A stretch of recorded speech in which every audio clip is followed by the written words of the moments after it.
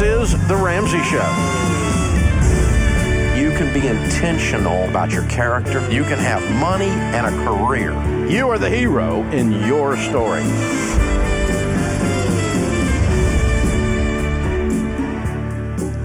Live from the headquarters of Ramsey Solutions, broadcasting from the Dollar Car Rental Studios, it's The Ramsey Show, where debt is dumb, cash is king, and the paid-off home mortgage has taken the place of the BMW as the status symbol of choice. I'm Dave Ramsey, your host. Thank you for joining us. Dr. John Deloney, Ramsey Personality, is my co-host today. We're going to talk about your relationships. We're going to talk about you. We're going to talk about your work. We're going to talk about your money. We're going to talk about all of it. It's God's and Grandma's ways of doing life. It's called The Ramsey Show. The phone number is 888-825-5225. The call is free, and some say the advice is worth exactly what you pay for it. 888-825-5225. Luke is going to start off this hour in Detroit. Hey, Luke, what's up? Hey, everybody. Thanks for taking my call. Sure, man. Yep. So I'm 28 years old and looking to purchase my first house. And I'm calling, wondering if I should include things like stock compensation and yearly bonus in my total compensation when figuring out what a budget for a house would be. Yes. Okay. Yeah, 25% of your take-home pay annually, regardless of where it comes from. Bottom line is, do you have money to pay the house payment at a fourth of your income and still have money left over to live life well? That's what this is. It's not like some kind of nuanced thing that if you're off 0.3% on your ratios or something that you're going to go broke. That's not the thing. The point is, don't buy a stinking house where your house payment's 50% of your take-home pay. You ain't got any money, and you're going to end up taking out a car payment when the car breaks. Got it. Yeah, I was more kind of concerned with including things like stock and even side gigs, really, just because of if like the stock tanks and you were kind of depending on getting one chunk of it every Well, if it's a big portion of, if it's 50% of your income, then I'd be worried about it. But it's not. It's 5%. Got it. So if you got zero, it doesn't change your life, and you'll probably get it the next year.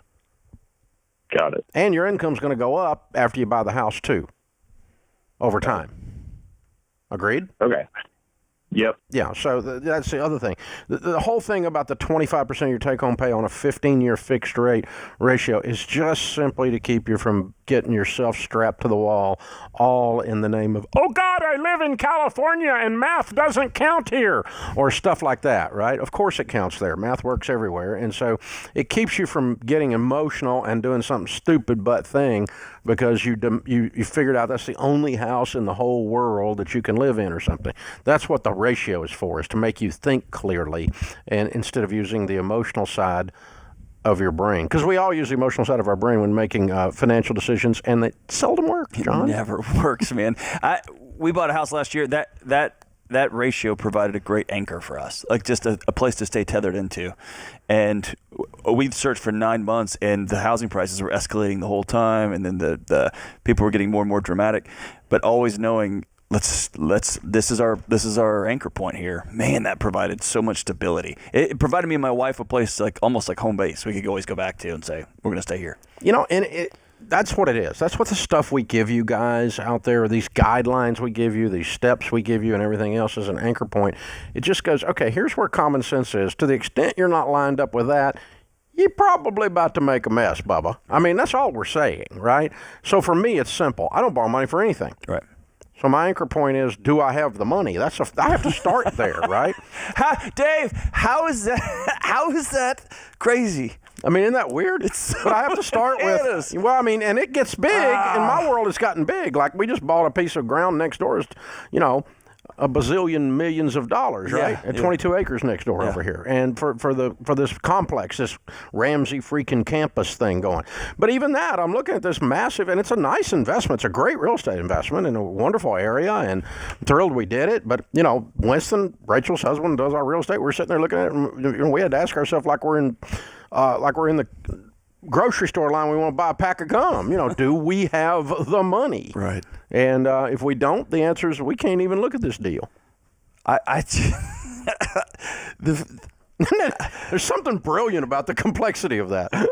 You know how rare it is that I'm speechless. And I'm speechless at the idea that it sounds crazy to think as a business owner of a multi-million-dollar corporation, to think, do I have the cash to pay for that? And that just sounds, that puts you in the, I bet there's 1% of business owners in the country that run their machines like that. But you know what? The other thing is, it does, and it does it in your personal life. It does it in whatever you're doing, whatever it is you're doing. There's just a lot of peace. Yeah. In that simplicity. Yeah. And you know, people make fun of me. You know, you don't understand this. You're not sophisticated. And I'm like, crap, man. I can pencil whip all of you that say that stuff. I understand the other stuff, but I also understand how I feel when a pandemic hits and I don't have any payments. I don't owe anybody anything. Yeah. You know, I also understand that I always seem to have money because I don't have any payments.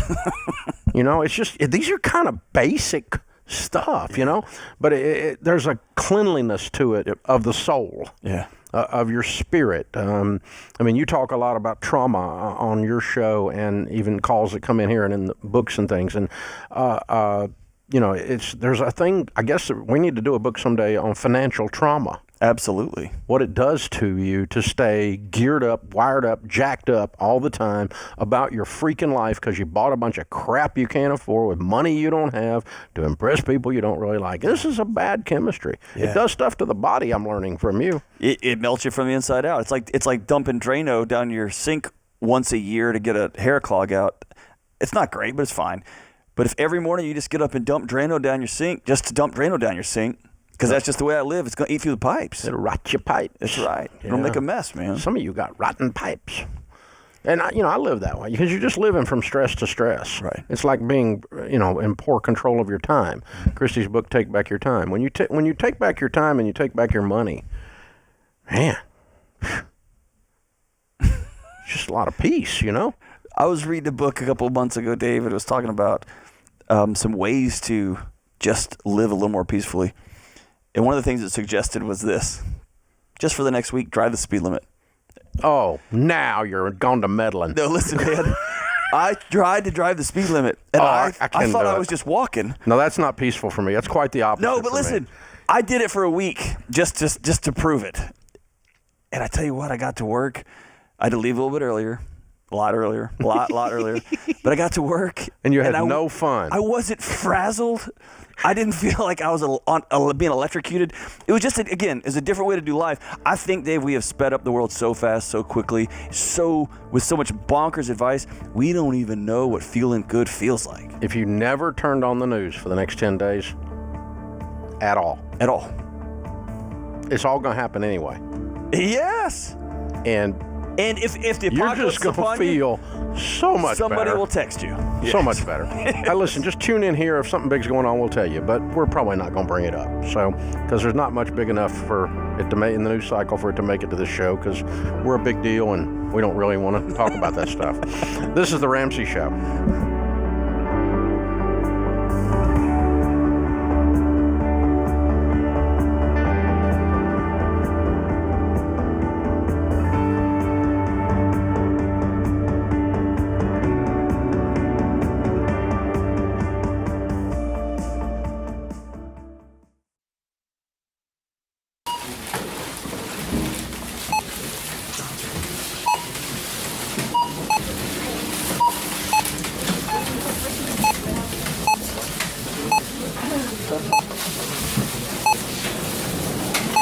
Still on baby step number 1, eh?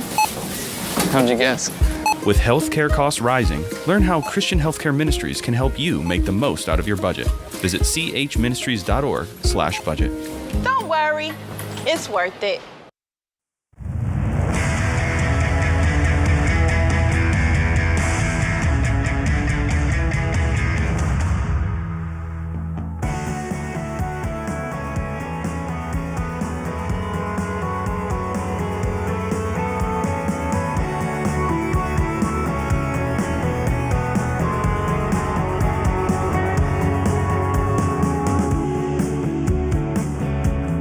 Dr. John Deloney, Ramsey Personality, is my co-host today. We all know the story of the tortoise and the hare, and we all know who wins, the slow guy, the slow and steady guy. But we gloss over the downfall of the hair. He didn't lose because he was slower. He lost because he took a nap. If you're starting to lose steam, this is your wake-up call. We want 2022 to be your best wealth-building year ever. We want you to build wealth. For a limited time, we got all kinds of life-changing books and tools included in our our famous $10 sale. $10 books could be your best return on investment. Get it? Get your books. Get books like our number one bestseller, The Total Money Makeover, Dr. John Deloney's Quick Read, Redefining Anxiety, all for $10. Rachel Cruz's latest bestseller, New York Times, Know Yourself, Know Your Money, on sale for only $10. Make 2022 your best wealth-building year. Get it at RamseySolutions.com. $10 sale, RamseySolutions.com. Merry Christmas. Robert's in Atlantic City. Hey, Robert, welcome to the Ramsey Show.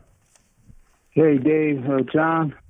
Hey, what's Glad up? to be on the show. Sure. How Okay, can we I'm help? gonna try to make this quick. I've been going back and forth with my wife about this for a couple of days. My son passed away recently, and because we followed the baby steps, we had a fully funded emergency fund and were able to pay for all the funeral expenses out of pocket. My God, Robert, how old was he? 18. What in the world happened? Yeah. It was a freak accident from what the police said. He was getting his car worked on.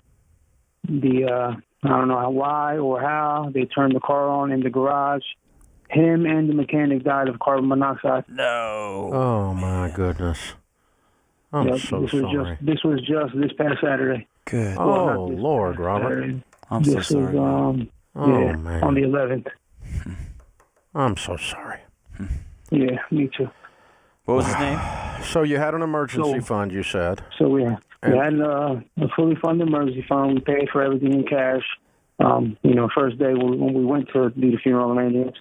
But I never lost anyone close to me, so I don't know how this stuff works. But donations, checks, and contributions started coming in, I assume, to help with the expenses. And, it turns out, we didn't need it. And so now I'm going back and forth with my wife, like, what do we do now? Because a lot of people contributed, maybe thinking, we needed it, and we actually didn't. So I'm kind of, what do we do now? Do we give it back? And not only that, I have life insurance, and he's a rider on the policy. And after everything goes through, if it goes through, it's $25,000 on him for the rider on the policy. So on top of the already having the money, now I'm probably going to receive this $25,000. Yeah. How much money did you receive from friends? Probably close to $10,000. Okay. What was the largest donation? $2,500. Okay. Man. Well, my wife, she says maybe we should just pay it forward, and I say, that's fine. Yeah. In the meantime, I'm like, I don't know. I'm going back and forth about it. I don't know what to do. Yeah. Well, here's the thing. When a horrible tragedy like this happens, we try to find something we can do to feel like we're doing something, and this is your thing. You're trying to find something to do with. And my point of telling you that is, man, it don't matter what you do with this money. It doesn't. It's $10,000. It doesn't matter. There's not a wrong thing. People gave it to you out of the goodness of their hearts. Their hearts are broken with you. They were trying to find something to do, too. Yeah, they were trying to find something to do. And if you wanted to call the largest donor and just say, man, I don't need the money, I'm willing to return it to you, or I'm willing to pay it forward, you tell me what to do with it. But I appreciate that, because you know who that largest one is, that $2,500. The rest of them, I'm with your wife. I would just mix it into your life, and your life is going to be a generous life after this like it has never been before. You'll never see someone in that kind of a situation but what you won't react for the rest of your life, because you have that broken heart in this area of your life. Robert, what was your son's name? Jake. And he was 18?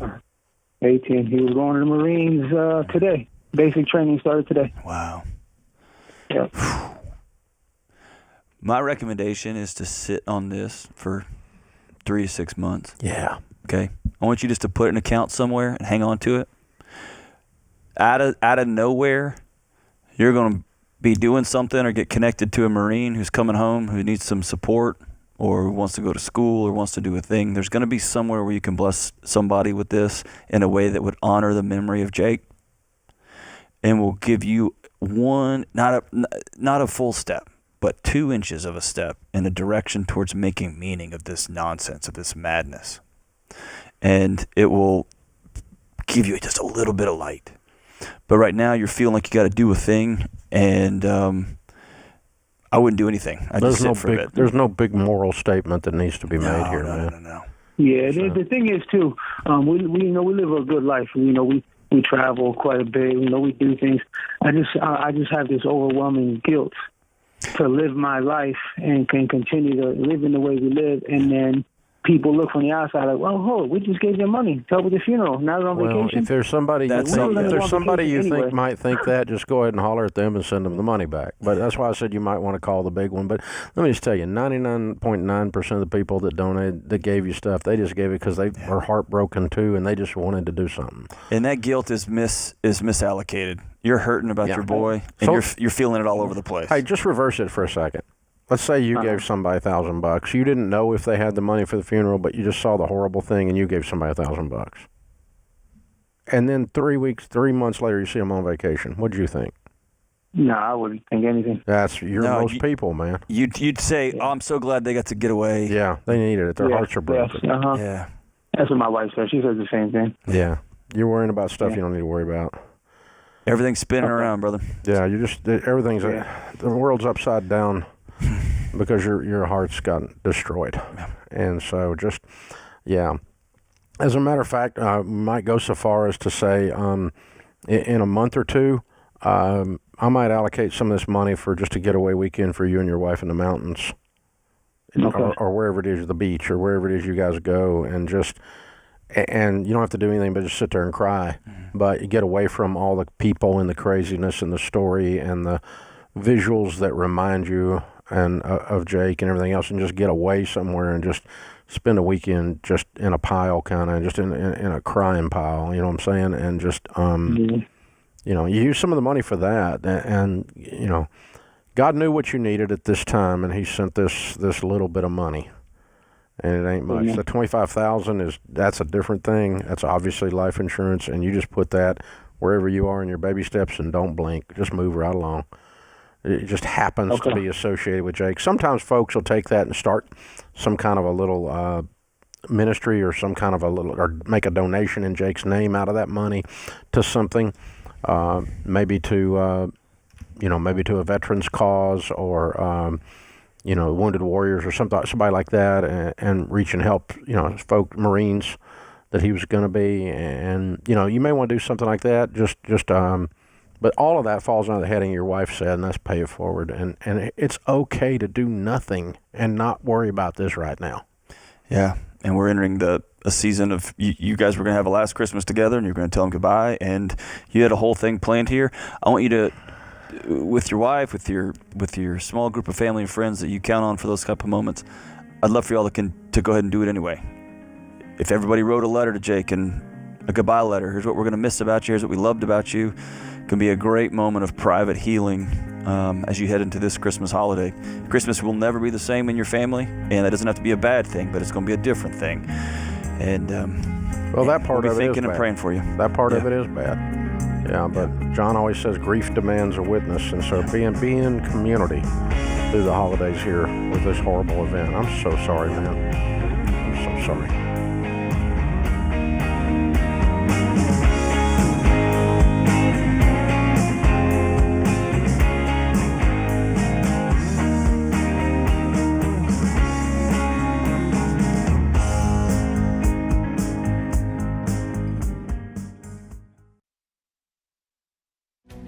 If you're looking for ways to update your home without blowing the budget, I've got it. For years, I've been telling you about our friends at Blinds.com. Blinds.com makes it simple to shop top quality blinds, shades, and interior shutters from home with easy online ordering and free shipping. With Blinds.com, there's no need to renovate your entire home. Just change out what's on your windows with upscale choices like faux wood blinds, cellular and roller shades, or even outdoor shades. Plus, Blinds.com guarantees the perfect fit, whether you do it yourself or you have them measure and install everything for you. Shop their latest looks and see how much you can save at Blinds.com today. The easy and affordable way to make your home more beautiful is Blinds.com.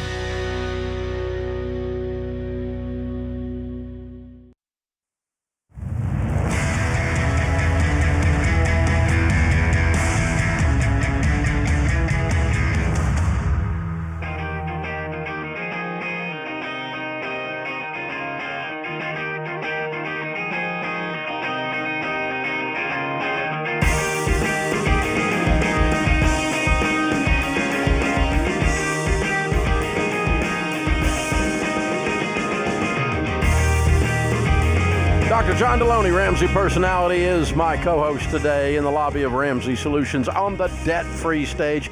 Nico and Alexis are with us. Hey, guys, how are you? Merry Christmas. Hey, Merry Dave. Christmas. Merry Christmas. Good to have you guys. Where do you live? We live in Atlanta, Georgia. All right. Well, welcome to Nashville. How much debt did you pay off?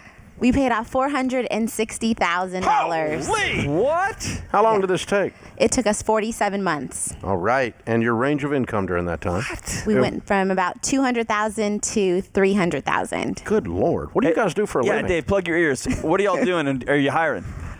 Well, I'm a general dentist. And I work in cybersecurity. Oh, wow. I guess you do. Both of Okay. you Well, crushing there you go. it. Wow, congratulations. Ding, ding, ding, Thank ding, you. ding, ding, ding, ding, ding. So what kind of debt was the $460,000? So it was credit cards, student loans, and 2 cars. Whoa. Yeah. Big student loans. Huge student loans. Who had the big student loans? You. The dentist. The dentist. Yes, the dentist. 200 or 300,000? Yep, right around that. Yep. Yeah. And, wow, how old are you guys? I'm 33. I'm 32. A 32-year-old debt-free dentist. You know what that is? That's a unicorn. It doesn't exist. I know. You're so weird. Thank you. Awesome. You are Thank awesome you. weird. I love it. Okay, how long y'all been married? Well, we got married February 2018, so we're going on 4 years. Okay, so you start on this immediately. Yeah. Right away. Get married, get out of dental school maybe? Yes. At the same time Yes. and game on? Yes. Okay, so what made you know to do this? I mean, how'd you get connected to Ramsey? Because you guys, I mean, you didn't just start, you went boom. Yeah, so it started with me. I think I was going to get my master's program, and I was taking out more loans and then paying back my old loans. And she told me, she said, that's dumb. Just stop doing that. You look like a dog chasing its tail. And so it clicked for me at that point that I said, you know what, why not just get all of my my master program done, then we're just going to get focused on the old loans. Then we just decided to get married, went to the courthouse and said, we're not having a wedding. So we say, we planned $25,000 wedding, scratch that. Whoa. Because it's too much debt. So that jump started our whole life right there. It was just that big decision right there, I think, changed our life. And Okay, I think, so wait a minute. Your whole life you dream of having a wedding as a little girl. Guys don't give a rip. Yep. No Yep. guys go, oh, no wedding. But girls, I mean, it's like since you were playing dolls with little Barbies, dan, dan, dan, dan, you know, and then you just had no wedding. How'd that feel? Well, it was worth the sacrifice. But like you said, I had my wedding cake planned out before I even knew Nico. So I knew what I wanted to do. I knew I wanted to have a wedding. That was but hard. It was hard. But it was so worth it. Because we know that when we are debt free and all the money that we have is ours, we can plan a 5-year celebration or a 10-year celebration if we want to. But it was really I wish we had known this. We should have wheeled in a wedding cake like right now in front of them. You should, because that's what you need to do. You need to go home and buy a wedding cake. She's a dentist. She wouldn't have eaten it. I eat sweets. Those things I eat sweets. Those cakes are pure sugar. That's exactly right. They're That's not right. That's good right. for you. That's Yeah. right. Oh my gosh, that is a hard thing to do. To Yeah. walk away from something that you've thought about like that, in order to hit a larger goal. But you get married, you're game on, right? Yeah, definitely. But you had came and spoke at our church in Atlanta, at Elizabeth Baptist. Oh, yeah. Dr. Craig Oliver. Yeah, I love him. He is awesome. He's become a good friend. Yeah, that was the first time we had seen you in person, and it was just so inspiring to hear your talk. So that kind of lit the fire under us to get started. Yeah. Man, that is so stinking cool. Way to go, man. And that was about that long ago. Yeah. It was about 4 years ago or 5. Right. Time gets away in a heart. Feel like it was yesterday, but it wasn't. Who had the first hard conversation with who? The one that said, what if we just skipped the wedding? And what if we sold one of these cars? And what if... Well, I think I kind of played it. I said, we can do the wedding, but it's going to take us longer to pay off the debt. And we ended up buying a house. So I told her the house was going to have to wait. So it was kind of, I guess she kind of said, let's get the house and let's go ahead and start paying off the debt, and I'll get the wedding later. But so I did get the ring that I wanted. Okay. So that was another compromise. That's It was right. like, you get to This have is a fair the ring trade that you for want. $25,000. Absolutely. Right. Absolutely. There ought to be a little negotiation in Absolutely. there. Yeah. I'm so proud of y'all. Y'all are incredible. Yeah, you're a rock star. I mean, you're making $300K at 30 years old. You don't have the payments. Right. No debt. You're just whacked. This is so cool. Very, very neat. What a power couple. Very cool. All right, now you heard me do the talk 4 years ago. You got fired up and you went and did this. People that are just joining in for the very first time today have no idea what you and I are talking about. What do you tell someone the secret to paying off $460,000 worth of debt in 47 months is? I think it's all about having a plan and just staying focused. It's so easy to get distracted. It's, you can get into real estate. You can try to do crypto. So our key was, let's just focus on one thing and then we'll worry about everything later. And I think that just kind of helped us stay focused and not get distracted too much. There's a lot of get rich quick out there right now. Right. And to be the tortoise instead of the hare is really hard right now. Yeah. But you guys took a wise route, because now you have control of not crypto or real estate, but your most powerful wealth building tool with the highest, based on our data, the highest indicator of becoming wealthy, which is I've gotten rid of $460,000 worth of debt. Yeah. You're beautiful, man. You know what else I you love got y'all. that all the Bitcoin chasers don't have? Peace. Money. Oh, yeah. You have money. You can sleep at night. Actual money. You have real money that you can, hold and touch and see because it's yours. Right. Oh, my goodness. Absolutely. It's incredible. This is absolutely fabulous. Have you had your first dentist paycheck that just deposited check? and you had no payment? Just this past Friday, I got my first one. So Merry Christmas! You just looked at it. You're like, what do we do with this? Merry Christmas! yes, I had my first one, and I was like, I can't believe that student loan payment is not coming out this month. Where's all is this crazy. money, man? Where's all this money been? We were giving it all to them. We So absolutely were. Gave Sally Mae her eviction notice. Absolutely. If you're Way to listening go. to this, go watch this on YouTube. When I just mentioned that, y'all smiled so big, ear to ear, man. Yeah, because we're planning a trip. So next year we're going to Where are you take going? Right now it's Dubai. Oh, So, wow. Yeah, we're thinking about Dang. taking it this time next year. So Go big or go home. yeah, I'm telling you, Absolutely. man. right. And hey, Nico, you're the most smiley web security guy I've ever met in my life. This is freedom I'm looking at, man. It's incredible. Yeah. Yep. Congratulations. Dentists are supposed to be smiley. You're there, But yeah, that's part of the gig, right? Yeah. All right. Who was your biggest cheerleader outside the two of you? Well, we have a ton of friends and family who've been there for us. What comes on top of my head, my hygienist, Norma, she is someone who has been my biggest cheerleader. She's doing her debt-free journey now. She is on her last student loan payment herself, and the time aligned that we were both done at the same time as well. So I would say Miss Norma, my hygienist. Yeah, and I would say two of my best friends, they call me all the time, cheer me on, and they're in their journey now too. So it just helps having people to relate to. Cool. Well, a whole bunch of folks at your church went through financial peace at the time. Yeah. When I was down there, I know that. Yeah. So Yeah. with Dr. Oliver, that's pretty impressive. Cool, guys. Very cool. We got a copy of Baby Steps Millionaires for you. It comes out January in just a few weeks. Comes comes out January the 11th. What is it, about 2 weeks now? And from now, but we're going to give you an early copy. I know a guy, hook you up, because you're going to be Baby Steps Millionaires before you know it, with a $300,000 income and no payments. Wow. It doesn't take long, baby. Yeah, you're talking like Wednesday. Yeah, like next Wednesday, when we get back from Dubai. Yes, game on. And a copy of Total Money Makeover for you to give away, because as you're talking about your journey, somebody out there will be going, what? And you can pay it forward and kind of give them their little wake-up call. And, man, I am so honored that I got to be there at your church, and now I get to meet somebody 4 years later, and this is where you are. Yeah. That's thrilling to me. That's worth the trip to Atlanta right there just for that. And very, very cool. Good stuff. Nico and Alexis, Atlanta, Georgia, paid off $460 in 47 months, making $200 to $300. Count it down. Let's hear a debt-free scream. 3, 2, 1. We're debt-free! Yeah!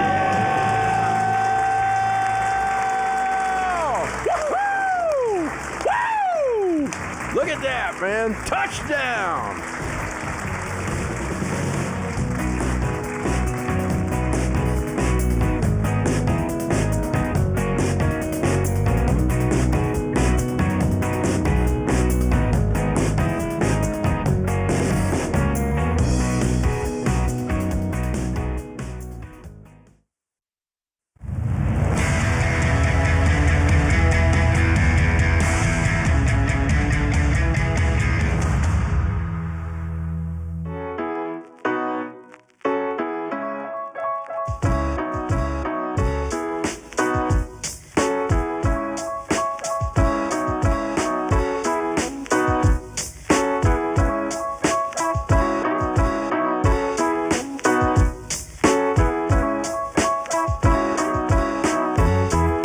Dr. John Deloney, Ramsey Personality, is my co-host today. Open phones at 888-825-5225. Courtney is in Indianapolis. Hi, Courtney. Welcome to the Ramsey Show.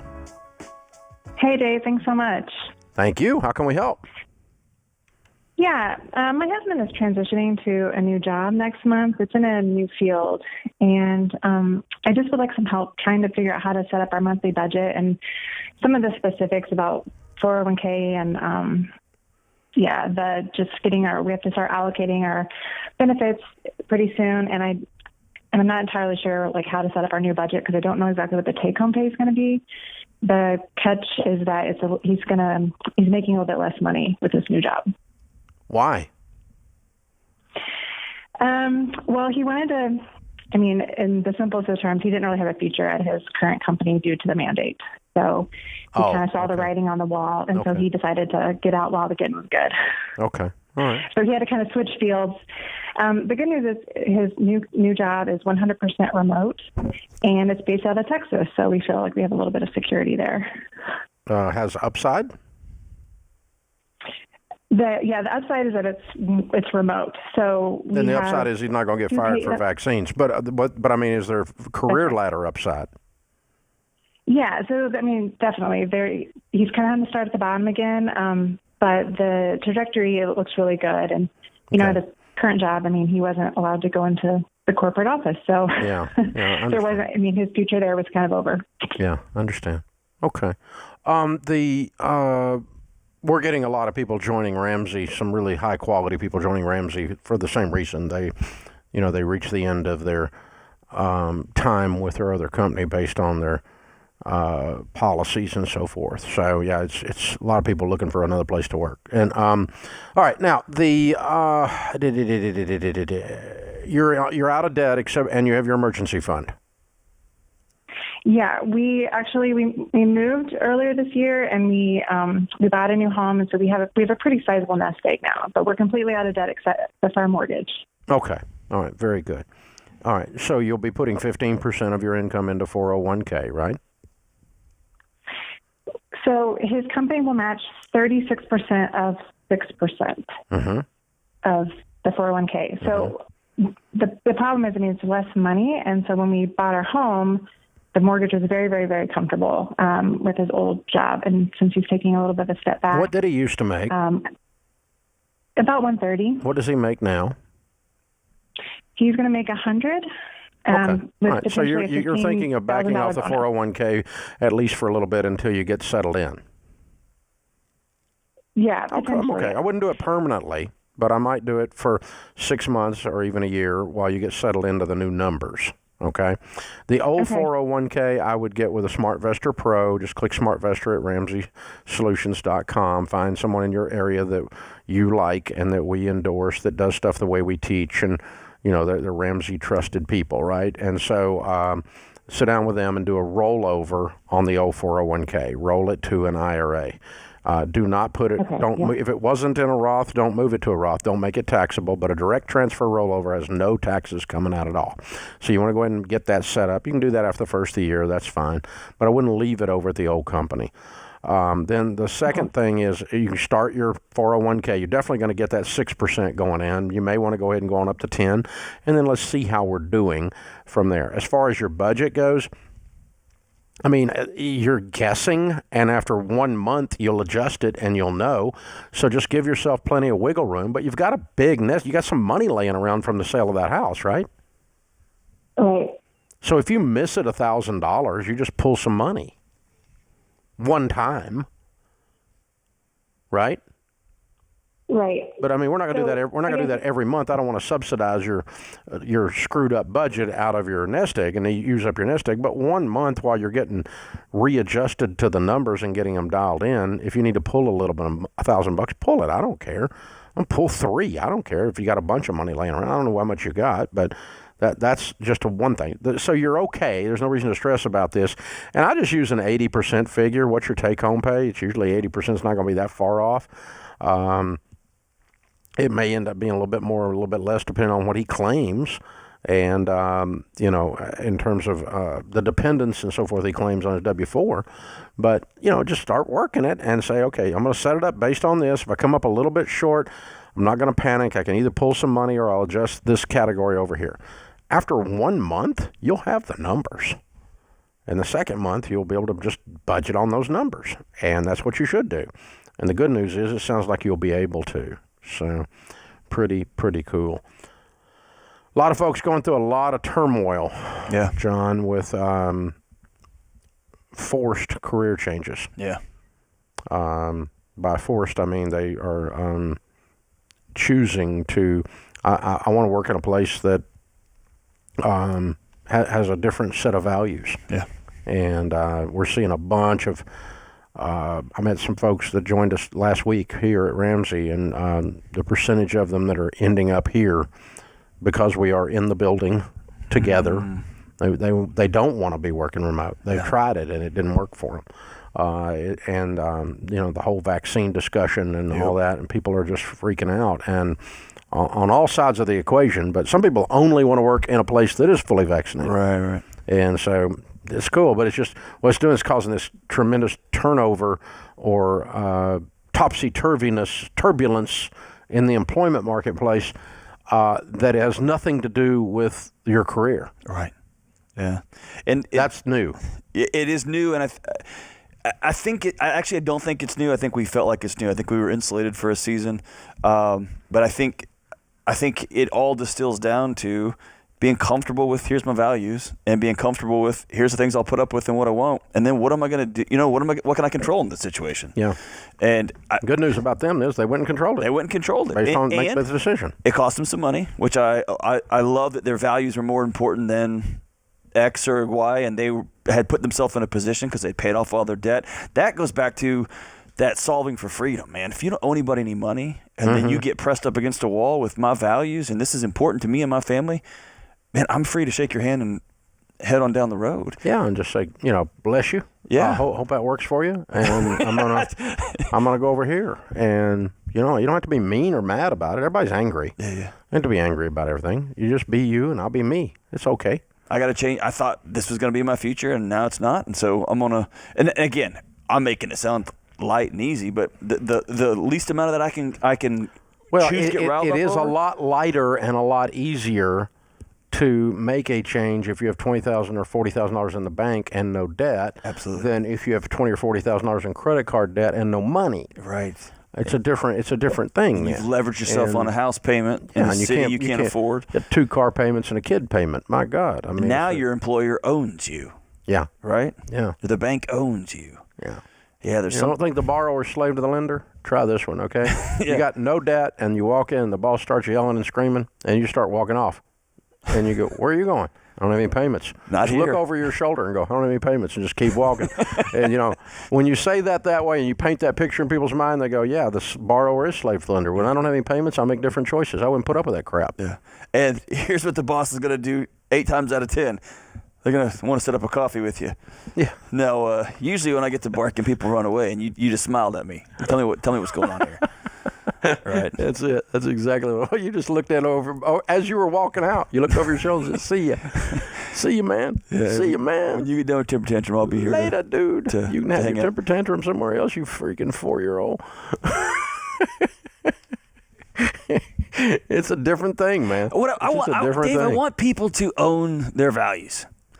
We're in a season now where everybody's yelling about everybody else's values. How about taking care of you? That's a full-time job. And you know what? Like me and my wife, we're not going to put up with this. It's mind your own business. In the workplace or in the schools, great. I'm going to own it. And then remember that when you were kids? None your business. I'm owning it, man. I'm going to stand tall, walk tall. There's a old sitcom on when I was a little kid, Bewitched. Yeah. And the woman that always looked across the street minding the other people's business, Gladys, get away from the window. Well, here's what they're doing now. The whole stinking culture has gone to being Gladyses instead of Karens. They're Gladyses. This is the Ramsey Show. This is James Childs, producer of The Ramsey Show. You can listen to all our shows with the Ramsey Network app on your smartphone. Browse by topic or even send clips to your friends. Download the Ramsey Network app in your favorite app store today.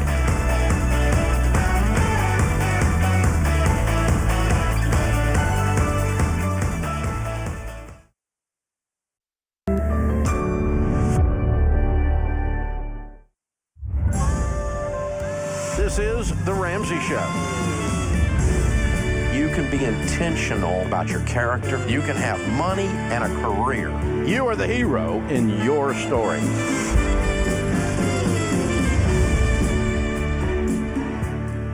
Live from the headquarters of Ramsey Solutions, broadcasting from the Dollar Car Rental Studios, it's The Ramsey Show, where debt is dumb, cash is king, and the paid-off home mortgage has taken the place of the BMW as the status symbol of choice. I'm Dave Ramsey, your host. Dr. John Deloney, Ramsey personality, best-selling author of the book Redefining Anxiety, is my co-host today. We're here to talk to you about your money, your relationships, your personal mental health, your work, whatever it is with your life. The Ramsey Show's here to help you. You jump in and we will talk about you right in front of you. The phone number is 888-825-5225. Philadelphia starts off this hour with Gregory. Hi, Gregory. How are you? Hey, Dave. I'm doing good. How are you? Better than I deserve. What's up? So my question is, if me and my girlfriend should be getting our first home together within the next year. No. And let me give you a little backstory. I have $150,000 in student loans. That's the only debt I have. I've been paying that for about a few years now. I have a steady job, and my girlfriend, she is just beginning her career in the military as a second lieutenant, and she has no student loans. And we've come to the realization that it is cheaper for us to pay a mortgage, as long as we get it for the right price and everything, all that stuff, than it is to pay rent. So that's why we've started this kind of conversation of should we be getting a home. Yeah. How old are you guys? I'm 25. She's 22. Okay. You understand they're going to move her in 2 to 3 years? We're hopefully not. She's in the Space Force, and she's in the what? Yeah. In the Space Force, the new branch, the United States Space Force. I knew it, Dave. Star Wars is real. I knew it. Okay. All right. So she may stay put. All right. So, listen, you've thought this through, trying to use the best logic you can with advice from broke people that are your friends. And so I'm going to give you an answer that is completely perpendicular to what you think is the truth. So it may be very, very hard for you to actually hear the answer. So I'll try to give you my supporting evidence as well, okay? Okay. Never buy a house. Never buy a house with someone you're not married to. You want to know why? Because you might end up splitting. Breaking up is hard to do. It's hard enough to do when you have the legal document called divorce that assists you in pushing through the process. But basically what you have here under the law is what's called a general partnership. And let me tell you, in 30 years of doing what I'm doing, I've seen all these go wrong. I'm like a cancer doctor. I know what causes cancer because I see it all the time. Okay? So here's a horrible example, and this will never happen with you. Guy and his shacked up girlfriend go and buy a house together. 4 weeks later, she gets killed in a car wreck. Guess who he owns a house with now? Her mama and him are now partners in a house. There was no will, of course. Yeah, that's dangerous, isn't it? Yeah. She just decides to leave, and you've got the payments. Or you want to leave, but both of you have got the payments, and you can't get rid of each other because you got the payments. And the market corrects, and then you're stuck in a stupid house, and you're stuck in a bad corner of a bad relationship of something that went sour. Please, please, please wait till you're married to buy a house. It's going to be better for your relationship. It's going to be better for your wealth building. It's going to be better for your 10-year from now life. So number one, if you want to buy a house, you need to get married first. I don't care if you go to the courthouse today. That's fine with me. But you need to be married because the legality is going to put your butt in a crack, son. You're going to have a problem. That's what's coming, okay? And it's weird. It's just weird. Now, the second thing is don't buy a house while you still got debt. So you got to clean up these student loans. What do you make? Right now I make about $55,000. Eventually I'll be promoted to where I'll be making around $100,000 in about a couple of years. Good. What do you do?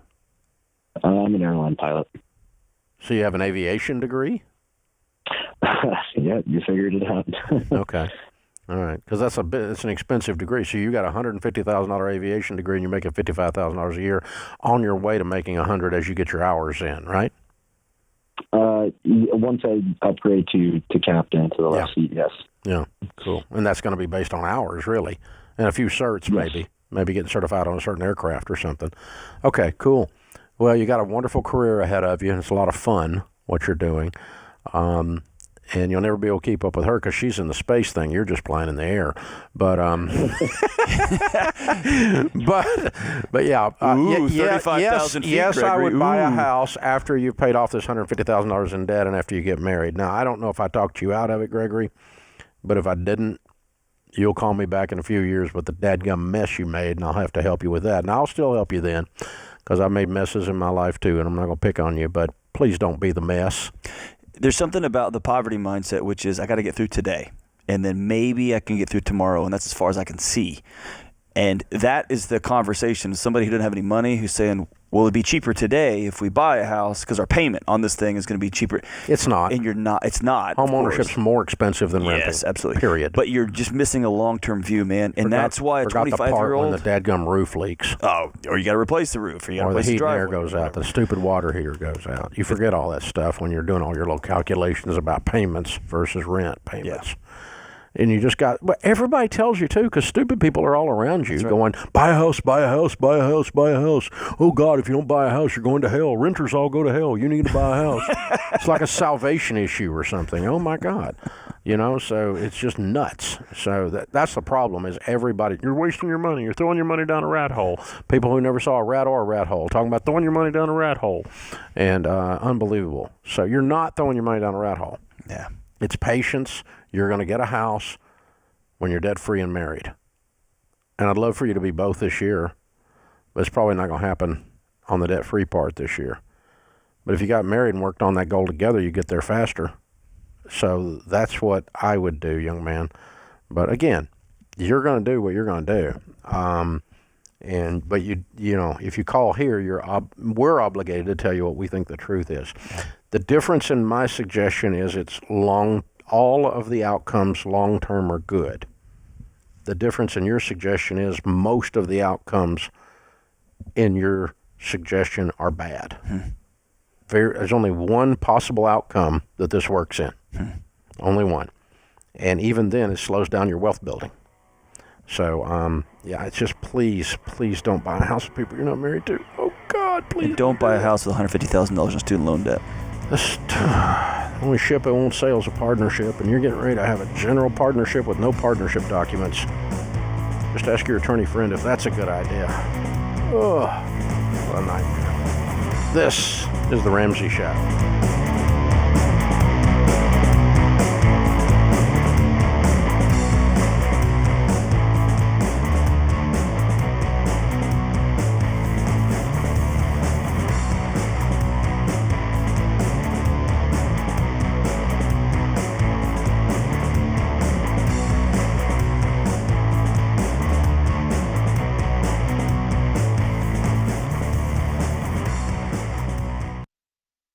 If you're considering a career in technology, I recommend Bethel Tech, and I'm not alone. Here's what Brendan said. Before Bethel Tech, I was driving Uber. Within 4 months of graduating, I got a job paying $60,000. About 2 years after that, I got a remote job that pays me $130,000, all thanks to what I learned at Bethel Tech. You could be next. Get started today at BethelTech.net and get $1,000 to $2,500 off of your tuition. Again, it's BethelTech.net/Ken Coleman.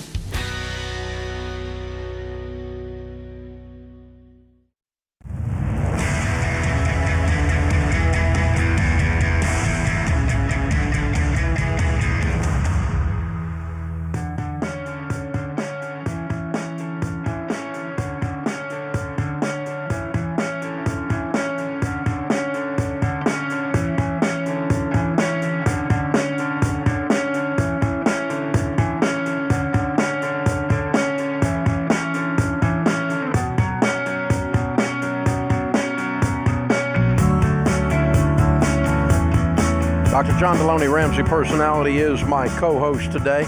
Most people know me as the guy who did a lot of stupid with zeros on the end, the get-out-of-debt guy, because I made a lot of money, and I lost it all in my 20s. I got the opportunity to start again after being bankrupt, and started learning God's and Grandma's ways of handling money, and I started applying them, basic financial common sense, in a series of steps that we call the baby steps. By following these steps, I became a millionaire again.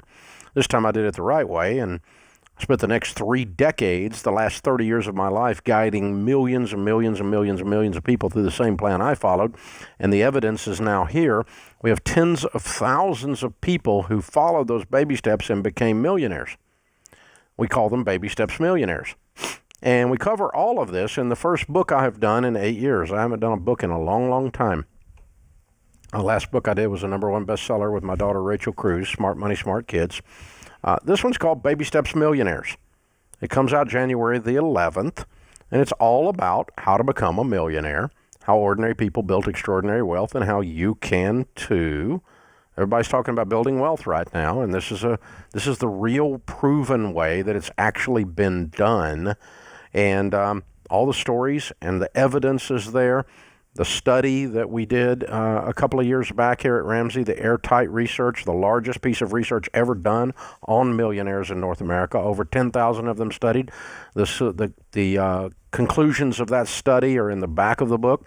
And so we talk about that. We talk about real Baby Steps millionaires, how they did it. We talk about the things that people believe that keep them from getting there. And it's only $20. If you want to pre-order it, you get $100 plus, almost $150 worth of bonus items with a pre-order. You'll get the Baby Steps Millionaires audiobook read by me, the ebook, the Legacy Journey audiobook read by me and ebook, the Baby Steps Millionaires live stream, which is coming up here soon in January, and the Ramsey Smart Tax Filing, the online tax filing with federal that completely free, and a 30-day trial to Ramsey Plus, which puts you through all of the stuff you need to do, like Financial Peace University, Every Dollar, and all of that. So all of that included for $20. It's an unbelievable deal. Why? Because we know if we pre-sell a bunch of books, it helps us with the marketing. It's that simple. So Baby Steps Millionaires comes out January the 11th, on sale now at RamseySolutions.com for $20. Our question of the day is from Blinds.com. Find out for yourself why Blinds.com is the #1 online retailer of custom window coverings. Free samples, free shipping, and with the new promos they run every month, you'll save even more. Use the promo code, the magic word Ramsey, to get the best possible deal. Today's question comes from Carrie in Texas. Carrie writes, my fiance proposed to me before we moved across the country for new jobs. We both make over $100,000 a year, but he has a lot of debt. I don't know how much debt he has because he hasn't completely shared that with me yet. I'm debt-free with a net worth of $880,000. Should we wait until he's debt-free to get married? If not, should I ask for a prenuptial agreement due to the difference in our financial situations? Dave, I'll let you handle the prenup, but I'm going to tell Carrie, don't get married. Y'all have too many unspoken conversations y'all need to have. There's some bigger issues going on here, man. That's my thought. Yeah. If he won't tell you how much debt he has, get married ever. I mean, you don't get married until you got the air cleared on this. How are you going to make a human? I hear this all the time, Dave. People will tell you everything. They'll tell you this and that. They'll make babies. How much debt does he have? I don't know. He didn't want to talk about it. I got 3 kids with him, but I don't have. Yeah, I've made a human with him, but I don't know how much money he owes MasterCard. That's ridiculous. Yeah, you don't do that. That's true. So here's the thing. John's right. The #1 cause of divorce in North America today is money fights and money problems. And so you've got to get on the same page about money before you get married, whoever you are, whatever the situation is. As a matter of fact, I'll carry it a little bit further. All the data tells us also on the marriage stats that the other 3 things that break up marriages are kids, how many to have and how to raise them. Are the inmates going to run the asylum, or are we going to raise Stepford children? We're overly strict, or we just have craziness in the house all the time, whichever it is. Or do the, religion is number 3. Are you in agreement on religion? Christians call that unequally yoked, but are you in agreement on religion? That breaks up marriages like crazy. And the 4th one that breaks up marriages like crazy is in-laws. How are we going to handle the crazy people on the extended part of the family? Because there is always some crazy people in the extended part of the family. How are we going to handle that? And if you can have those 4 discussions in depth, preferably in the setting of a pre-marriage counselor, money, religion, kids, and in-laws, you get on the same page on all of that in-depth discussions, you have set yourself up for a statistically very good chance of a successful marriage. And can I go one step below that? There's talking about those 4 issues is really important. Creating a language or an environment to where, not if, but when my faith journey looks different now than it did 25 years ago when I met Sheila. What I thought how I was going to raise kids looks different than it does actually having 2 of them, and one of them's really mean to me, Dave. It changes, right? So how are we going to have these conversations together as we roll too? But I mean, what are the principles, the guiding values? That's right. Yes. And what the are these guiding values of this are? Yeah. And so it's just, I mean, one of you is way over here. That's right. And the other one's way over there on something. You're going to struggle. You really are. It's going to be an issue. So back to your question, though. So #1, you guys have got to sit down and get on the same page. You have to know everything about his money. He has to know everything about your money, including your fears of having a good net worth while he doesn't. And that's a good part of the money discussion. I do not recommend prenups unless the difference in the wealth is extreme. Yours is borderline. If you got $1 million and he has a negative $500,000 of net worth because he's got $500,000 of student loan debt and no money, that's pretty extreme. It's $1.5 million swing. So you may want to consider it at that point. But the problem, people run to prenups as if that is going to cause their relationship to work after they didn't talk about crap they should have talked about. And so Just you're hiding. Think how bonkers that is for a You're second. hiding behind the prenup is what most people are doing. But now I will tell you, like for instance, if I die, my wife is going to be worth hundreds of millions of dollars. She is now, and she would still be.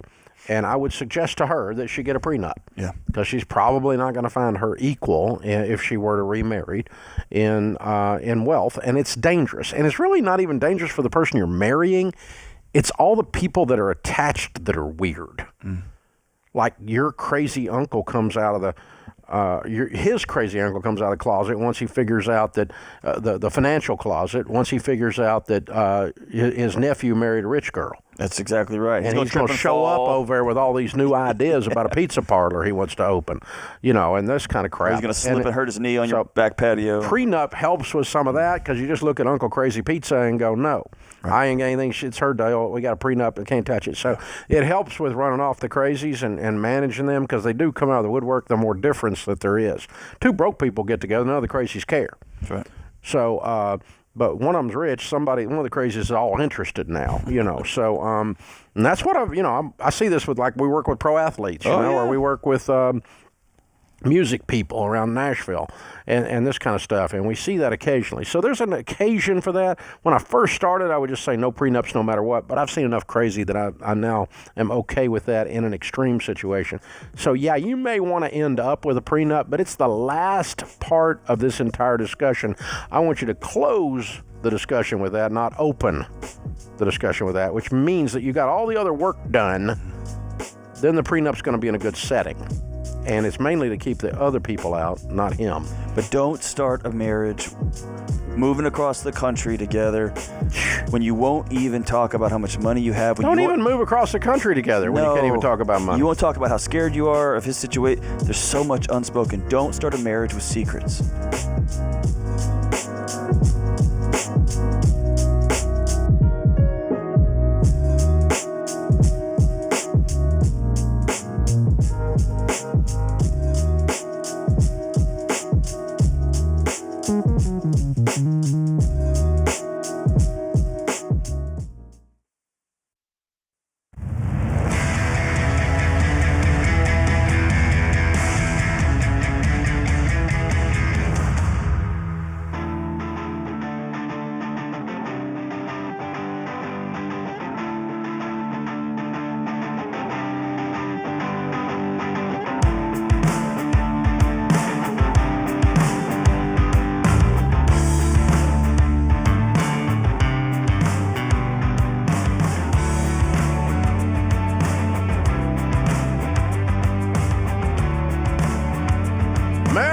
Christmas, America. We're so glad you're with us. Thanks for hanging out. Dr. John Deloney, Ramsey Personality, is my co-host today. It's a free call at 888-825-5225. Dave is with us in Pensacola, Florida. Hi, Dave. How are you? I'm great. How you guys doing? Better than we deserve. What's up? Well, I'm currently doing my MBA. Started it because COVID gave us a bunch of free time, but I am about 3 weeks away from being done. Or if I get a specialty, it's going to cost an extra 16 weeks, and because TA covers a good amount of it, it's only going to cost about $1,200. But I'm trying to get, from your perspective, does that actually add any credibility? Because what I'm trying to do in my next career field, I guess you call it, is trying to help people with their personal finances. What's the specialty? Personal finance? That would be finance. Finance. Okay. Okay, very little of an MBA that I've ever seen curriculum has personal finance in it, though. It's true. I started the MBA just kind of because of the free time and the TA was going to cover most of it anyways. So I was like, all right, well, I'm not sure what I want to do next. I might go get it for $1,200 just because I want it. Okay. But I don't think it'll ROI. Man, if you make $1,200 in your entire life because you got specialization in finance versus just MBA, I'd be shocked. You might, if you got into a real nuanced job of some kind that was totally corporate finance driven, but the number of people that will, if you're going into personal finance is what you mentioned, right? It is.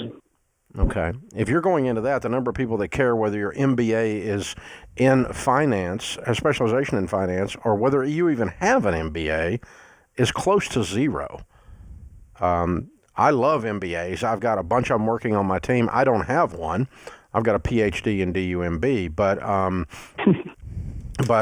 and it's not held me back $1 in terms of, because the number of people that I've been able to help has not had anything to do with the credibility that a degree gave me. Now, knowledge has given me the ability to help a lot of people. Knowledge is a good thing, but the credibility that a degree gave me, I wouldn't fool with it. But I think you like studying and you like the academic process. I kind of hear that in the way you're asking the question. So I think you might ought to do it for you. I'm just wondering, is there something you're about to graduate, and is there something you feel like you don't know that you need 16 more weeks in school to learn? Because let me say this, $1,200 for a certificate in MBA programs, that's not a lot of money. That's a deal. I would take that all day. But it's the 16 weeks or months of your life you're going to have to devote back to this thing. So what are you missing here? Not really anything.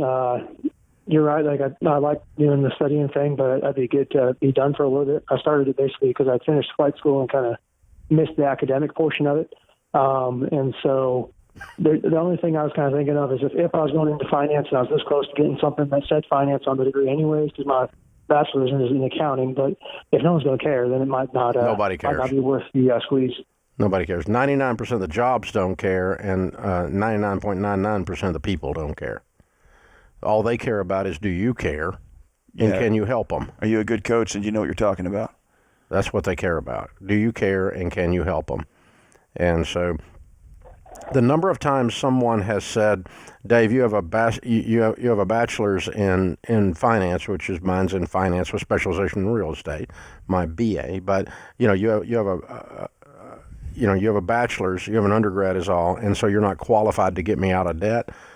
In 30 years, I've never heard that one time. Now, I've heard a lot of people call me stupid, but I've never one time heard somebody go, "Oh, you don't have enough degrees to help me get out of debt. You don't have enough degrees to help me put my budget together or run the calculation on my mutual fund. You're not qualified." I've never heard that. It just doesn't come up. But they do care that I have some life experience that's valuable, and that I actually know the answer to the question, regardless of where I got the answer. So that's what matters. Yeah, especially in this field. When it comes down to that coaching, man, know what you're talking about, and then be able to communicate it. A big part of leadership and coaching is being able to be heard, right? Can you speak and be heard? And, man. Yeah, truthfully, what would be more useful, but it's probably not available in this situation, is if you can pick up, if you want to go back and study 6 or 8 weeks, I'd go pick up some grad level psych classes. Pick up a counseling class, how to listen. Yeah.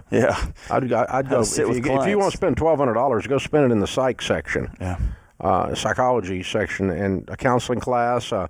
I took a class 1,000 years ago when I was in college. While I was getting my undergrad, I took a bunch of graduate level stuff just because I was interested. Yeah. Not because I actually used them as credits in my undergrad, but they were graduate level stuff. Like I took one called Motivation and Emotion that was in-depth, detailed psychology nerd stuff, and I loved it. I had a blast. But I like wondering how people tick. Yeah. What makes them do what they do. And so that's that. But I think that's probably more valuable if you're going to be working in personal finance, is to know the personal part too. And this brings up a good question, Dave. We often talk about the cost of higher ed, the cost of some of these programs being what you put out for tuition. Mm-hmm. And in this case, like we said, $1,200 for a certificate MBA program is nothing. Nothing. But we forget, if you go to school for 4 years and you pay $100,000 or $150,000, you also have 4 years of not working. Right? 16 weeks. Yeah. That's the opportunity long? Cost on the time. Right. Or that 4 more months you're not going to be working full time, or you could be making other money doing some other stuff. And so that 16 weeks has a cost to it as well. And I don't know what that is in your life. If you're single and you're just working a full-time job and doing this at night, maybe nothing. Or maybe you're punting a full-time job down the road a little bit. That's an interesting discussion. All right. Kelly's in Seattle. Hi, Kelly. How are you? I'm wonderful. Thank you so much. Sure. What's up? So my husband and I have worked the baby steps, Read all your books, and we paid off our mortgage. Yeah, way to go. Yeah. So I had talked with you a while ago. We sold a rental house, and that kind of got us to be able to pay off the mortgage. So we did about $75,000 just on our own, and then we sold that. Yeah, and it's amazing. So we have another house that was our starter home that we still rent out, and our mortgage on that is $122,000, and we have $120,000 left over from the sale of the other rental house. That's in addition to your emergency fund. In addition to we have our emergency fund is done. Great. Wow. Yeah, and my husband, we had the blessing of all of this trifecta. His work started offering a Roth 401k with a match. Mm-hmm. So we're putting 23%. Mm-hmm. We sat down and we maxed that out. So we're doing that now. So part of the drive for paying off our debt is our house needs some love, and we're kind of on the fence if we take the 120 and pay off the other rental and own it outright, or if we split it and use about $60,000 to get some stuff done on our current home that we live in and own now. What's your household income? $110,000. Okay. I can tell you what Dave and Sharon Ramsey would do, and we would never look back. I'd pay off that rental instantly when you get off the phone. And then I would back my retirement down to 15%, not 23%. And I'd start saving aggressively to do the remodel in phases, three $20,000 phases. And I'd start the other phase, the first phase immediately. This is The Ramsey Show.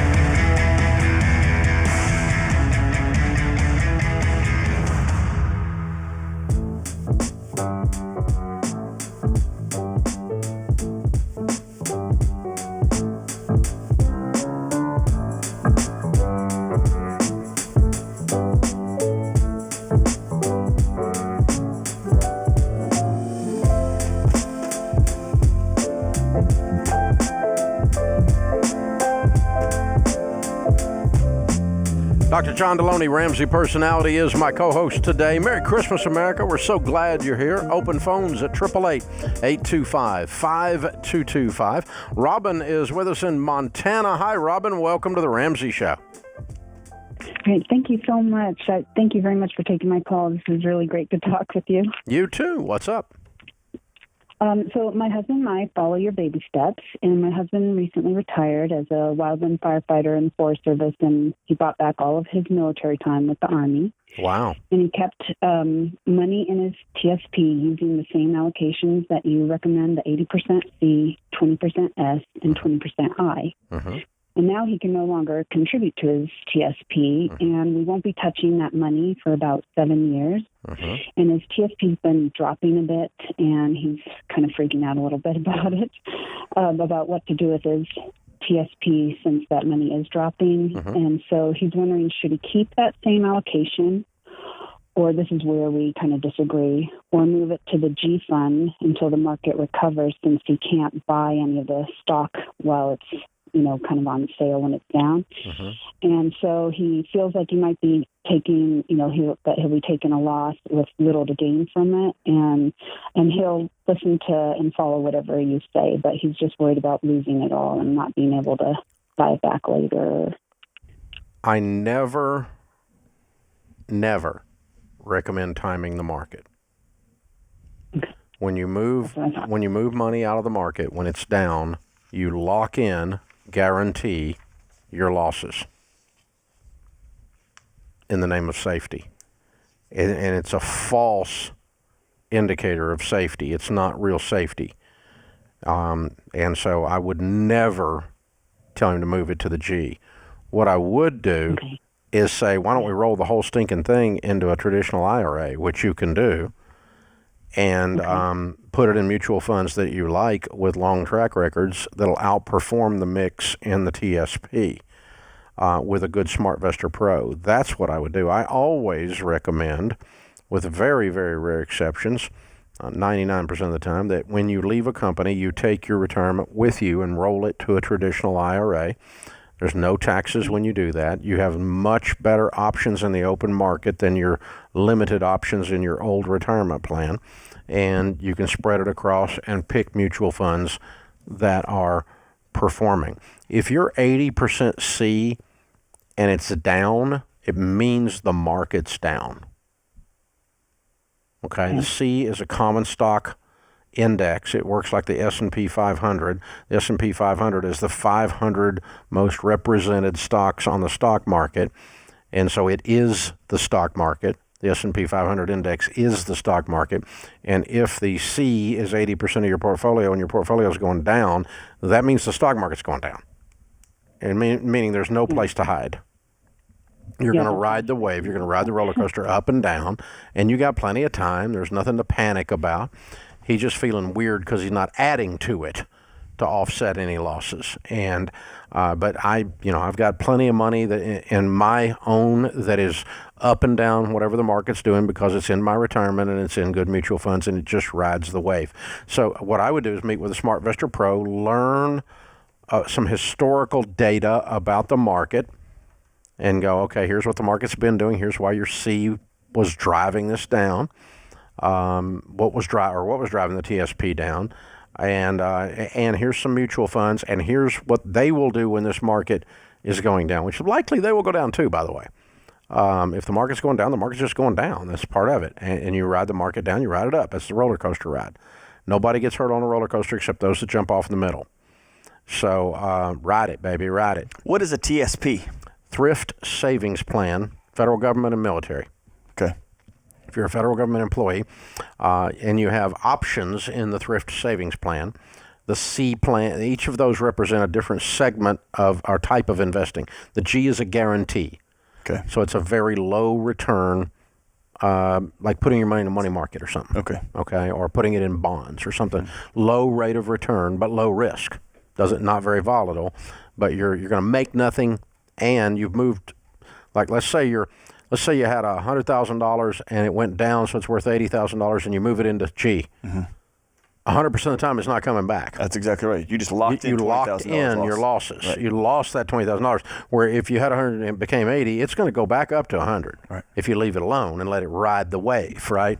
And so that's what historical data and understanding that will cause you to be able to keep your stinking hands off of it and not try to time the market. Right. And timing the market is all about greed or fear.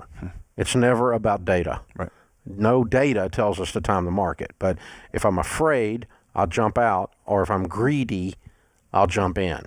And that's jumping in and out. And there's I've probably read 25 studies over my life, some of them more credible than others, but they all come to the same conclusion that market timers do not keep up with people who buy and hold. Never, yeah. Like never. I've never seen a single piece of research that indicates jumping in and out beats. But we all have this thing that you want to tell your golfing buddy that you caught, you hit this within 2 inches of the pin, or I caught a catfish at 73,000 pounds, or I killed a 73-point buck, or what. I mean, we've all got these dadgum Moby Dick things out there that the white whale that we're gonna get, and it's just not there. And but everybody wants to do it. They bought that stock that one time and it went up, and then they jumped out at just the right time. Right. And the answer to all that is bullcrap. It didn't happen. That's right. It's just like your fishing buddy, your golfing buddy. It didn't happen. I don't believe you. The very first job I had that had any type of retirement to it, I remember talking to some guys who were actual traders, and I was asking I mentioned something about the Wall Street Journal. This is 20 years ago. And the guy looked at me and said, if it's in the Wall Street Journal and I don't know about it, then I'm not doing my job. And I remember thinking, oh, so by the time it gets to me, distilled through the Wall Street Journal down to some local, I'm so far behind any decision I'm making. Yeah. And I just remember going, you're not hours behind. You're days. I'm days behind. So, and especially these days, man, everything's so fat. Yeah. I can't ride that. These guys come to work in a car longer than your house, and their only job is to study the auto industry, and yet you picked an auto stock that beat them. Exactly. Or now their job is to manage the AI computers that are trading these. You're not going to win. Just put it in there and let it sit, man. Yeah, you ride the wave. If you believe in the economy, if you believe in the American business, or even foreign business, if you're in a foreign fund, if you believe in business to make a profit and give you a return on investment, and you believe that based on the data that shows you over the past 25 years, over the past 30 years, over the past 5 years, here's what this has done, then that's what the bet is. And it's just like buying a house in a good neighborhood. You go, okay, everybody knows what's a good neighborhood. It's a good neighborhood. It's stable. It's not got cars up on blocks in the front yard. They're not.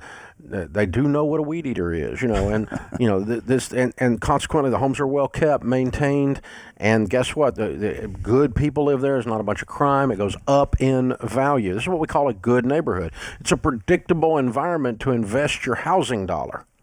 All your neighbors thought that until Dave Ramsey moved in a couple of months ago. There went the neighborhood. They said, we researched it and everything. Well, it is on a golf course, and now they got broken windows. That's exactly right. But I mean, it's like, but yeah, it's man, yeah, it's that's the thing is. You when you buy a piece of real estate, if you know the area, like I grew up in Nashville, so I just know what's happening there because of hanging out. I don't even have to do a bunch of formal research, but I've just anecdotally kind of know here's what's happening in this area. And oh my gosh, did you hear about that? And then you can do a little bit of research and add to the historical data, but you kind of know if I buy in there and I hold it, I'm going to be okay. Right.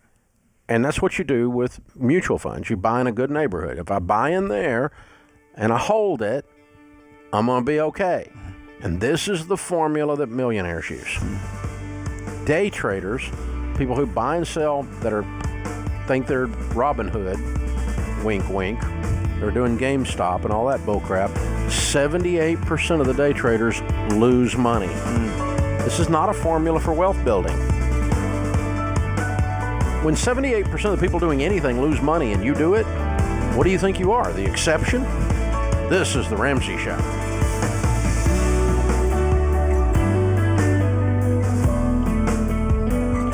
Hey, it's Kelly, associate producer and phone screener for The Ramsey Show.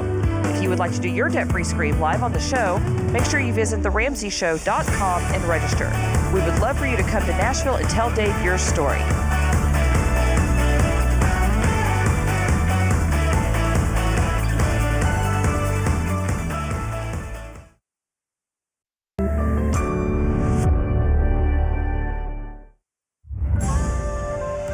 This is The Ramsey Show. You can be intentional about your character. You can have money and a career. You are the hero in your story.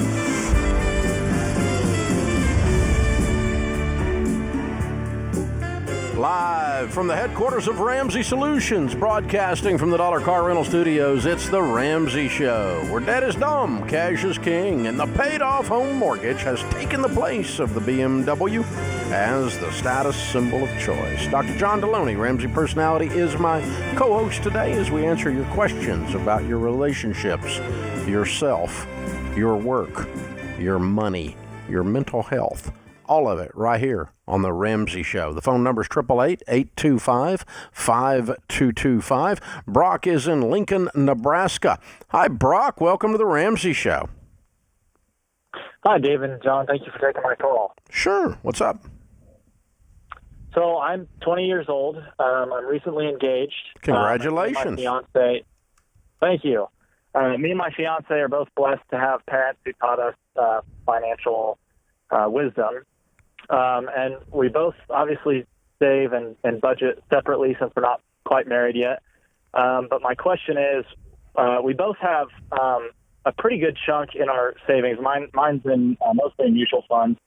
Hers is just in a savings account. Way to go. But we want to buy a house. Yeah, Great. thank you. We want to buy a house before we get married, but we don't know how to do that since our finances aren't combined yet. We don't know if you would recommend doing that a month before we're married or a week or after the wedding. So that's kind of my question today. Mm-hmm. Okay.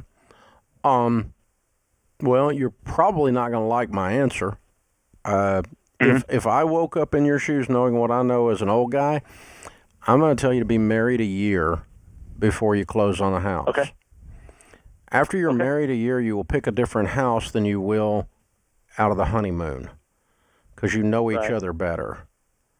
The joke we always use is it takes about a year to know how close to your mother-in-law to buy. But that's kind of, we all laugh about that because it takes a little while to get to know some things that we think we know prior to actually living together and being married together and all that stuff, but we really don't know. And you got plenty of time. You're very wise with your money. You can use that year to pile up money and to study the real estate market together, to dream together, to talk about things together, the things you want in a house, the things you don't care about in a house, whether you want land or you don't want land, Nebraska, right? That kind of stuff. And so, just give yourself a little time here. Don't be in such a hurry. And that 1 year is going to cause you to make a much wiser decision. And there's a rule in the Old Testament that, like, for instance, under King David, when the armies of Israel would go to battle, a man and woman get married. The first year they were married, they didn't allow the men to go to battle. And because they wanted them to get their marriage set, to get knit, because they made a better warrior than and this is kind of in that same vein. Yeah. No, I could not agree more. Take your time, man. You've got the rest. Y'all are so smart and so ahead of the game. I'd love y'all to spend a year just enjoying, figuring out what y'all just did and how y'all going to do the rest of your life together, man. Yeah, and it's just, hanging curtains can cause a divorce. And so don't do that. Just don't do that in the first 2 weeks of marriage, It's like... If you guys have time, I have one more question for you. You got it. So I have about $1,500 in a 401k through my employer, and I actually just recently talked to SmartVest or Crow, and they recommended not getting involved in a Roth IRA quite yet. But I didn't know if you would recommend any differently. And that's kind of what I was wondering. Why? Why did they say that? Well, he said just to dump all of my money into savings for a home. Oh, okay. But if you're recommending that I buy a year from now, I figured I could. Same thing, though. You'd have a big old savings for a home. Here's the good news, okay? If you run the numbers, starting your retirement plan when you're 21 instead of when you're 20, you're still very rich. So you're going to be just fine. You got, and you still get a house. You're very, very rich because you started so stinking early. And if you get a house... And all the 40-year-olds said, yes, that you both like, oh, man, you're going to be rich both relationally and financially, man. Yeah. Just take your time. Move through this steady. Slow and steady wins the race. Slow and steady wins the race. Just keep a rhythm. And you've got such a really wise start on this. So just very, very, very well done. Good question, sir. Congratulations on the engagement. Yeah. Tom is with us in Grand Rapids, Michigan. Hey, Tom, welcome to the Ramsey Show. Oh, what a pleasure, Dave. Yeah, something happened today. My wife just got a check, an inheritance, and some is in a beneficiary IRA, and the rest is in a inheritance. But she just got a lump sum check today, and we put it in the bank, but we need to have some guidance. How much? 160. Wow. Nice. Who passed away? Well, her aunt and uncle. Oh, my goodness. The proverbial rich uncle. We've all heard about him. You actually had one. Yeah. Oh, my gosh. She's sad, but it happened, almost over a year ago. Oh, okay. Wow. Well, here's the thing. Gosh, that's wonderful. Sorry that he passed, but it's wonderful you guys got an inheritance. We would use it on wherever you guys are in the baby steps. Have you ever heard of the baby steps? Yes. I've listened to you for. So do you have any debt? A long time. We owe 68 on our home. Not today.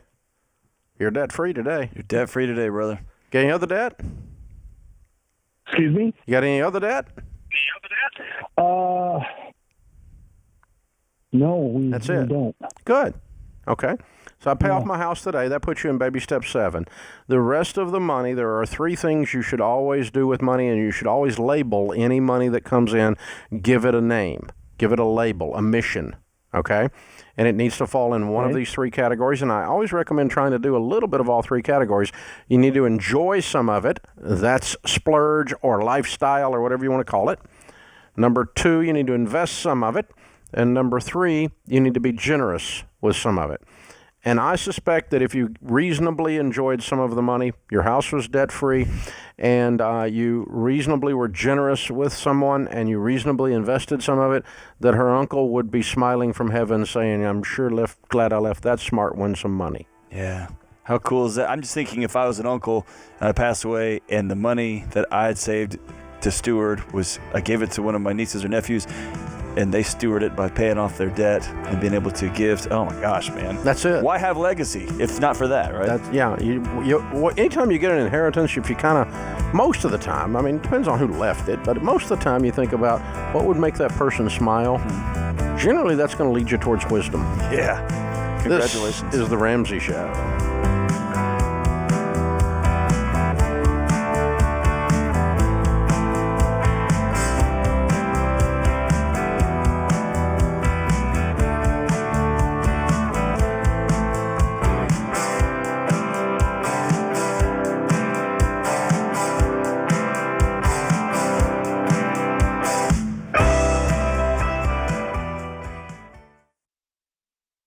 If you're not using Pure Talk for your wireless, you're paying too much. Pure Talk gives you the same great 5G coverage on the same 5G network as one of the big guys for half the cost. The average family saves over $800 a year. Go to puretalk.com and choose the affordable plan that's right for you. With their 30-day risk-free guarantee, you have nothing to lose. Go to puretalk.com and enter the promo code Ramsey to save 50% off your first month.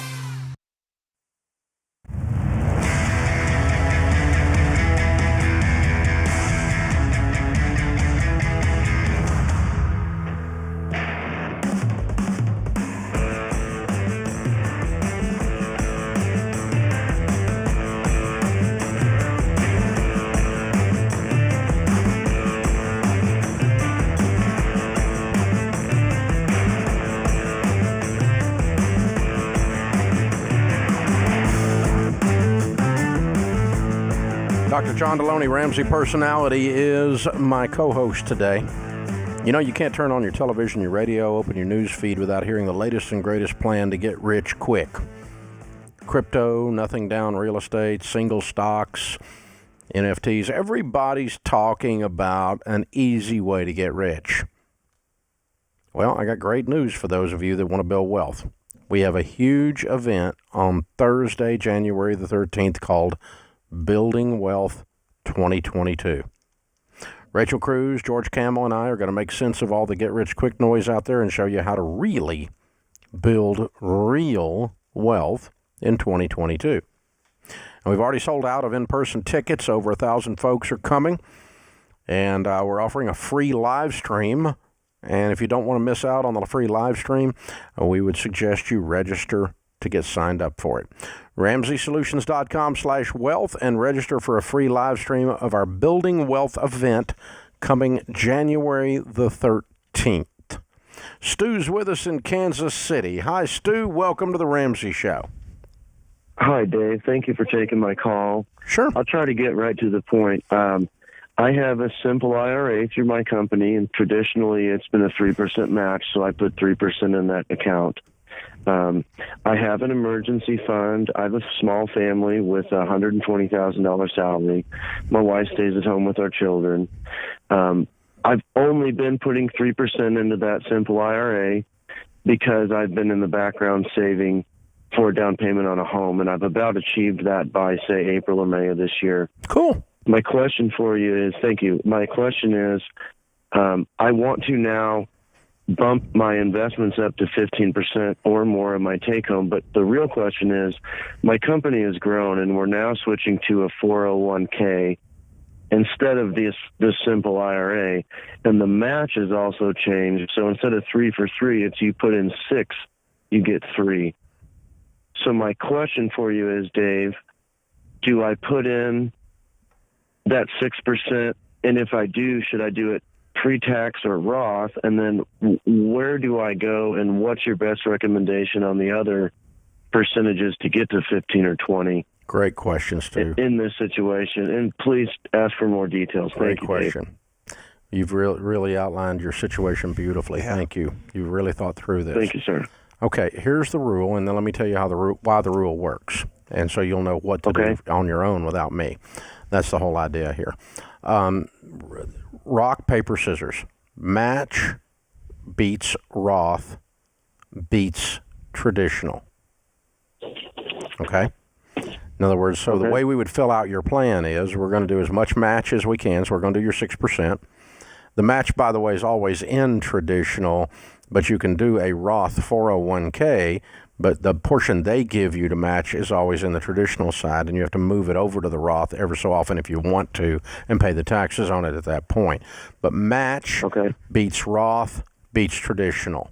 So we would do your 6%, and then if that's a Roth 401k at the new one they've got, then I would I would select Roth for your 401k for your match. And if you want to just keep going in there until you get to 15%, that's fine. If you can't get to 15% in the 401k, or if your 401k only has traditional available, match beats Roth beats traditional. So we would go to do an individual Roth for $6,000 and before in good mutual funds before we did traditional. Now, why does match beat Roth and why does Roth beat traditional? That's the question. Dave, I just want to ask you, the company plan offered both traditional and Roth. Good, you want Roth. Match to both. You want Roth. Okay. But their match portion by law has to be in traditional. They cannot match you in the Roth. Meaning you can put in Roth.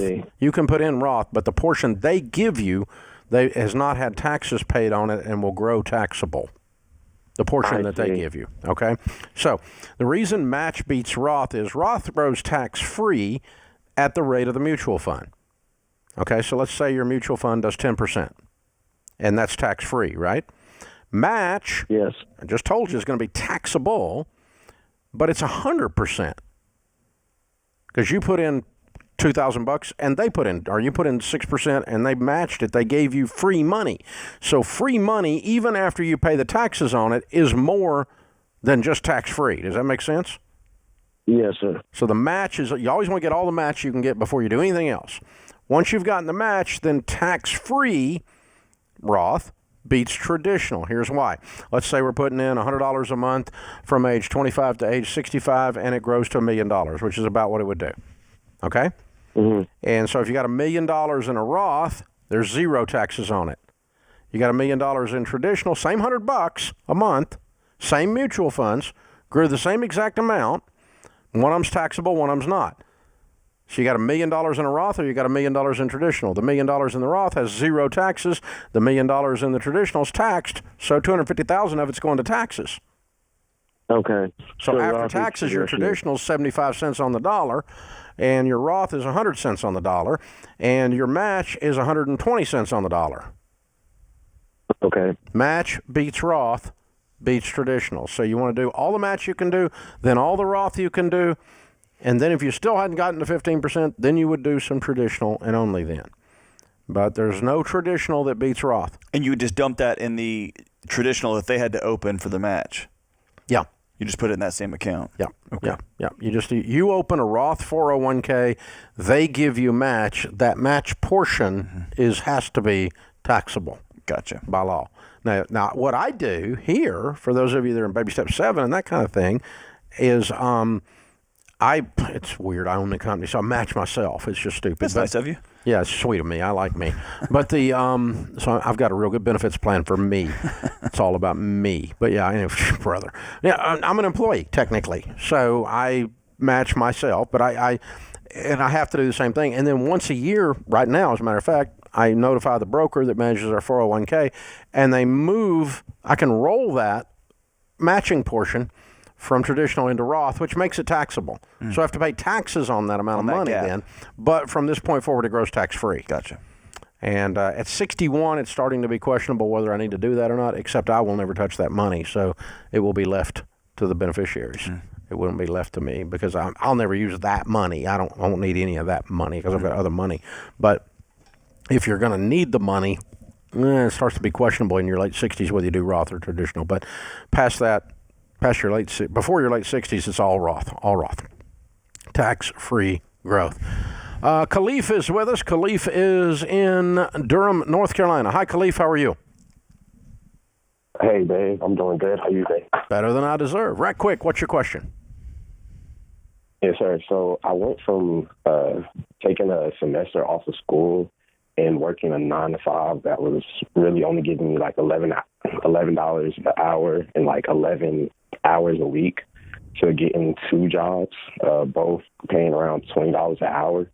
I'm trying to decide if I am able to take both because one has an hour commute. I don't know if that's a smart thing to do. No. But I do know that. Okay. Not worth your time. It's 2 hours a day. Yeah. You're losing more money than you're making, and you're burning gas and tearing up your car. Do something else. Yeah. Yeah, you need something close. It's a part-time job, man. It's not a career choice. You're just trying, you're trying to net money when the smoke clears. Yeah. Do you love this job? The 2 jobs that I got, that's my old job that I was talking about. The 2 jobs that I got are both giving me $20 an hour, and they're both paying $40 a week regardless. One is $20 an hour, and then the one that's close to me is $20 an hour, 40 hours a week. And then the one that's an hour drive is $26 an hour and 40 hours a week. So you have 80 hours a week booked? Yes, pretty much. You are a working man. Well, if you're getting, especially if you can lump up some of those hours and not have, I wouldn't drive an hour and then work 2 hours and then drive an hour back. That's not going to make sense. But if you're going to get in full lengths of time, maybe I would withdraw my answer and say, yeah, do it. You are working like a crazy man. Get after it.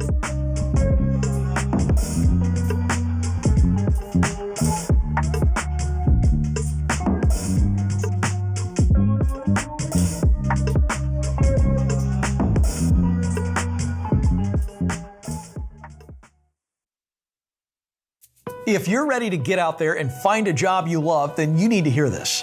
Job hunting can be stressful and time-consuming, but my friends at ZipRecruiter have made the whole job search way easier. ZipRecruiter is rated the #1 job site in the U.S. by G2, and it's free. So how does it work? First, go to ZipRecruiter.com/Ken. Then create a free profile and let their technology do the hard work by finding and sending you jobs that are a great fit. And get this, ZipRecruiter pitches your profile to companies whose jobs match your skills and experience. If someone from that company likes your profile, they can personally invite you to apply for the job. So if you're ready for an easier job search, check out ZipRecruiter. Sign up for free right now at ZipRecruiter.com/Ken. That's ZipRecruiter.com/Ken. Sign up today absolutely free and let ZipRecruiter work for you.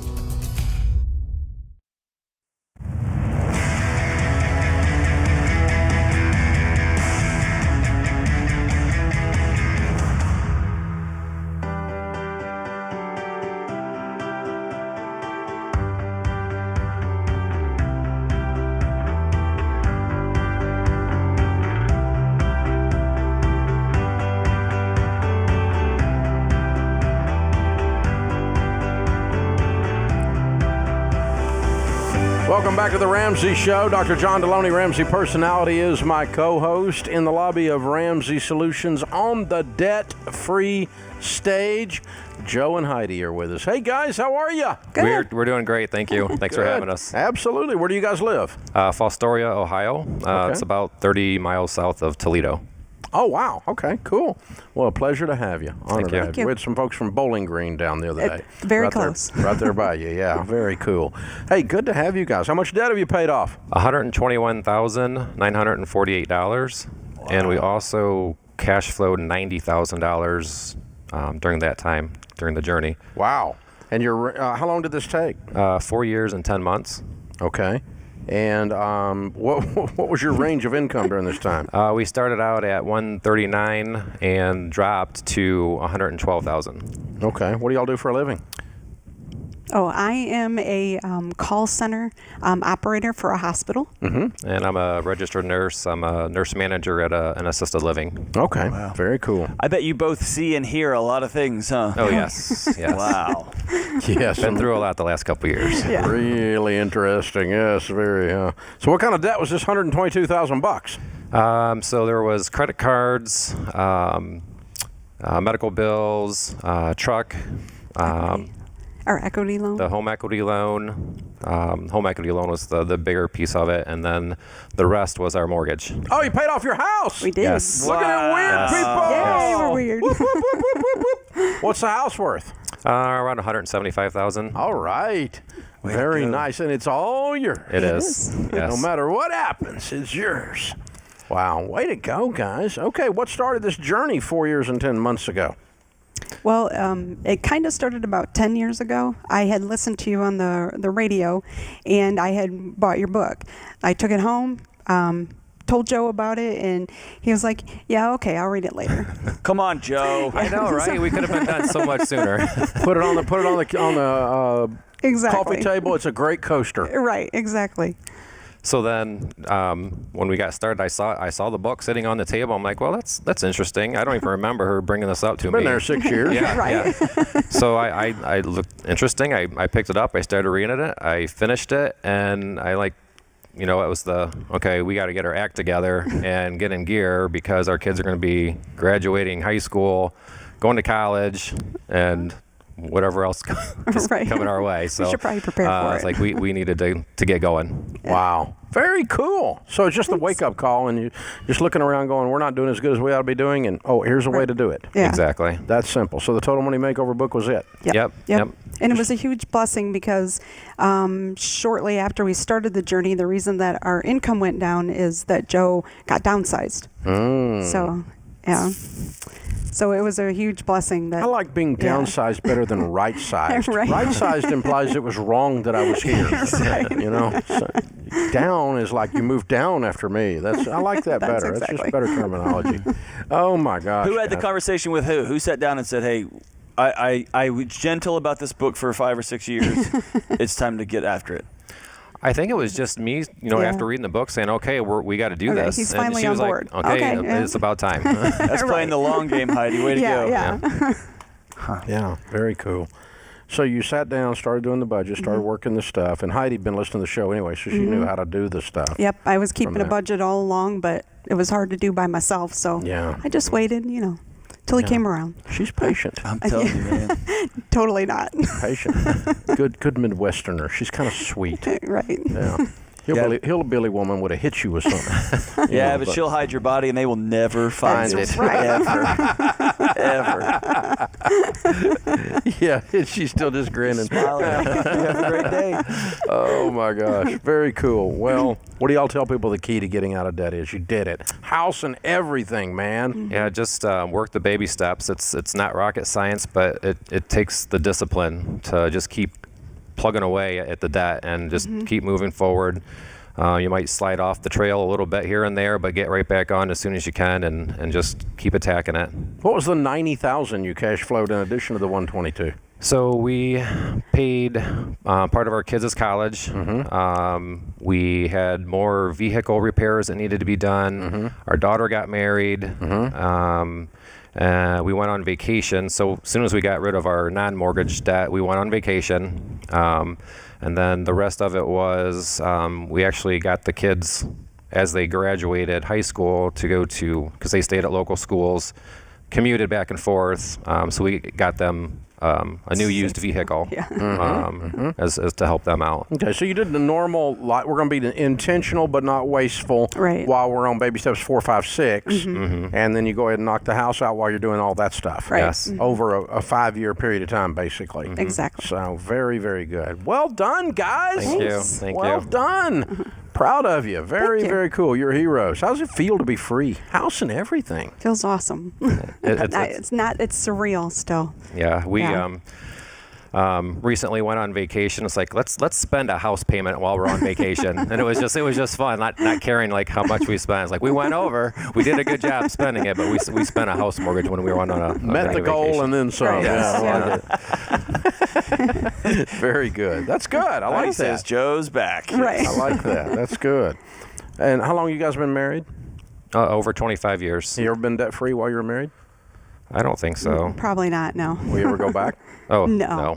Absolutely not. Not for anything. No. And, getting started late in the game, my advice is, start early, as soon as you can. And that's why we got our kids involved. Yeah. Our youngest is here with us today. He's 19.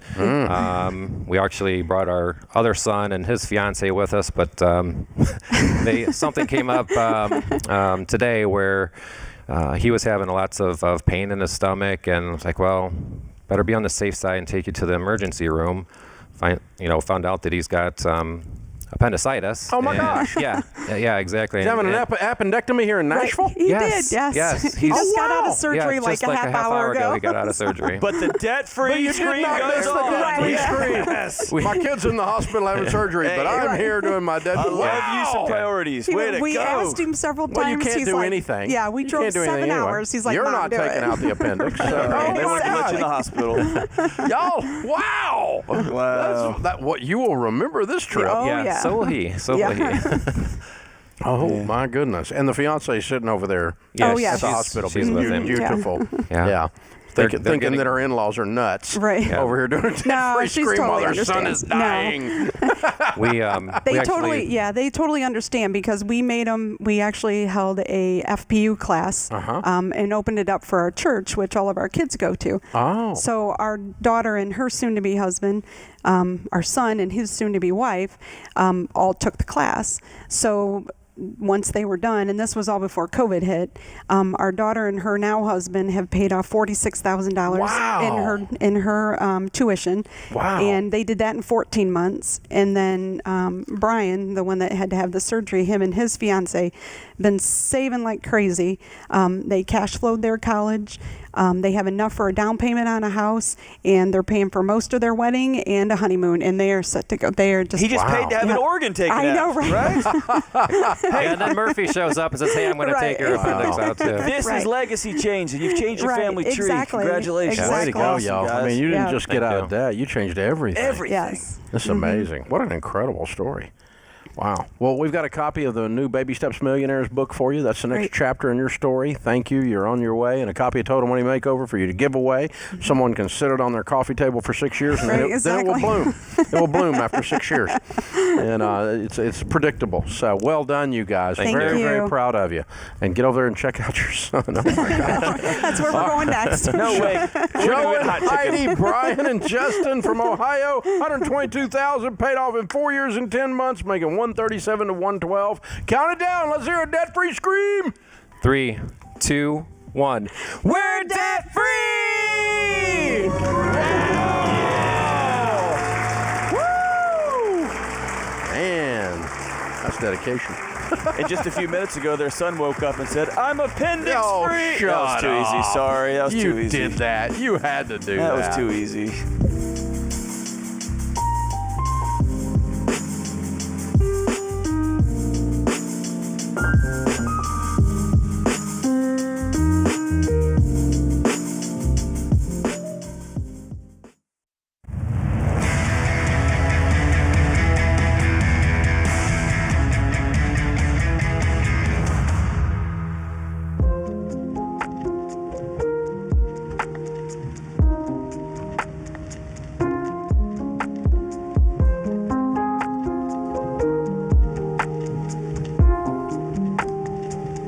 Our scripture of the day, Proverbs 29:25. It is dangerous to be concerned with what others think of you, but if you trust the Lord, you are safe. Eleanor Roosevelt said, you wouldn't worry so much about what others think of you if you realized how seldom they do. That's fantastic. There we go. Boom. Greg's in Portland, Oregon. Hi, Greg. Welcome to the Ramsey Show. Hey, Dave. I'm happy to be here. I wish I was here under better circumstances and giving you my debt-free speech, but I'm not quite there yet. How can we help? Well, so I actually live in a little town outside of Portland here in Oregon on the North Coast, and I married my wife. She's the sweetest woman you ever met, about 6 years ago, and I lost my job about 3 months or so before she moved to the U.S. from out of state or out of country. I started my business with the last $350 in my bank account, and we were dirt poor for a while. I'll tell you, I'm 26 now. I've been doing it for about 5.5 years, and it's grown a lot. This last year, I've done about 26% growth. I'm just now starting to get a good wage from it. My wife's a teacher at the local school district, and she said, she's always looking for jobs, and she saw an IT job there, which is basically what I do now, but it's entry level. It's a little bit of a pay cut, but it comes with the benefits and the security of it all, and that's what she wants is the security, and she's kind of given me an ultimatum of, she doesn't want to have to deal with the business anymore, or the, up and down of it, and said, I might not be here tomorrow. I just need some fatherly advice, sir. Your wife says she's going to leave if you don't take a job that is a pay cut? She said she might, and it's one of those where I just don't know. I either call her bluff or she's flush. Hey, this has nothing to do with this job, man. There's bigger things going on in your relationship here, man. What about your world makes her feel not safe? Why would she even need to make this statement? Well, I think it's no, don't guess. Don't guess. Why doesn't she feel safe? Why would she say something like that? Some months I'm way above what I would be making there, like 3-4 times. And then some months I'm just under what I'd be making there. But you're talking about dollars and cents. Who are you? Are you hard to be around in the low months? No, I don't drink. I don't do drugs. I'm a pretty easygoing person. If I'm low, then I do everything I can to change it. I consider it, to some extent, a reflection on myself, and I do everything to better the situation. Okay. I don't like to be mopey. If anything, I like to just go to work and double down even more, and triple down on things. You said, did I hear you say before you were married she was an immigrant, that she came from another country? She did, yeah. Where? She moved to the U.S. here, China.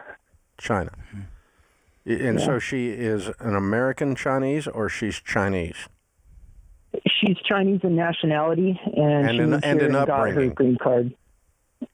In an upbringing, yes. Her family is the best people in the world. They give, her father-in-law. I heard that, and heard she's sweet, but also heard her say she's going to leave her husband if he didn't get a job she wanted. Didn't sound too sweet to me. Yeah. So I'm not buying the sweet crap. Yeah.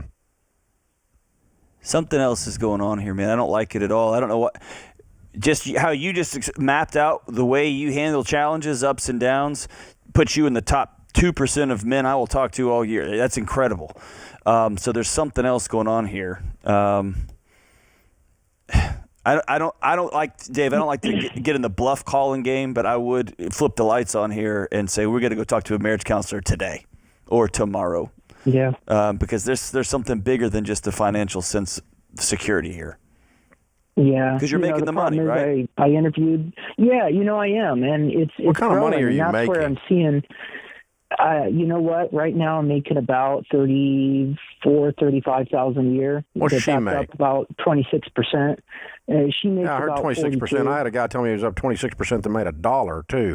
So 26% don't mean nothing unless there's some money on the other end of that formula. Right. 26% of zero is still zero. But you're making $38,000, and she's making what? She's making about 42. I make about 35, 36.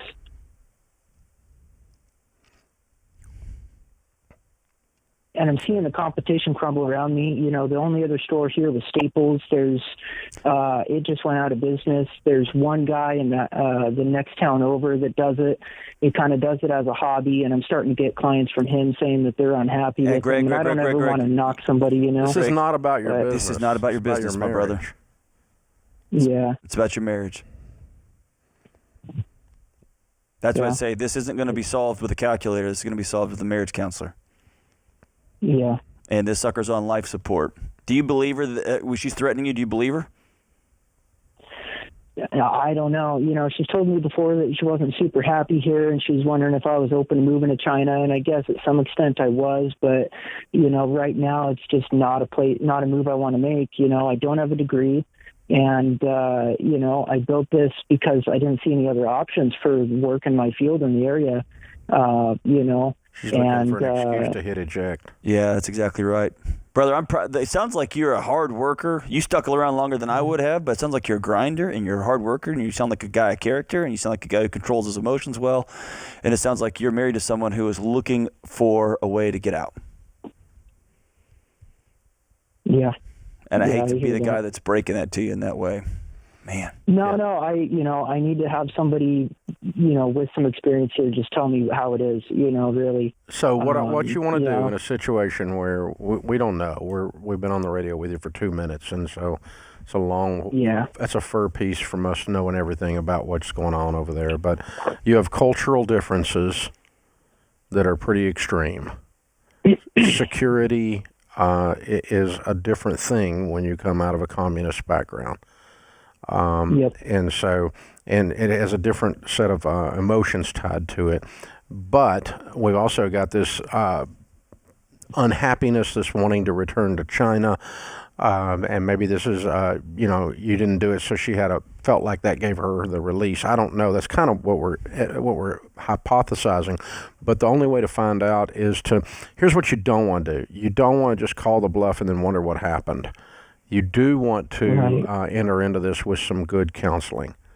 And so get on the phone and find a good Christian counselor in your area, find a good pastor in your area that can walk you guys through this and sit down with you and find out what is really going on.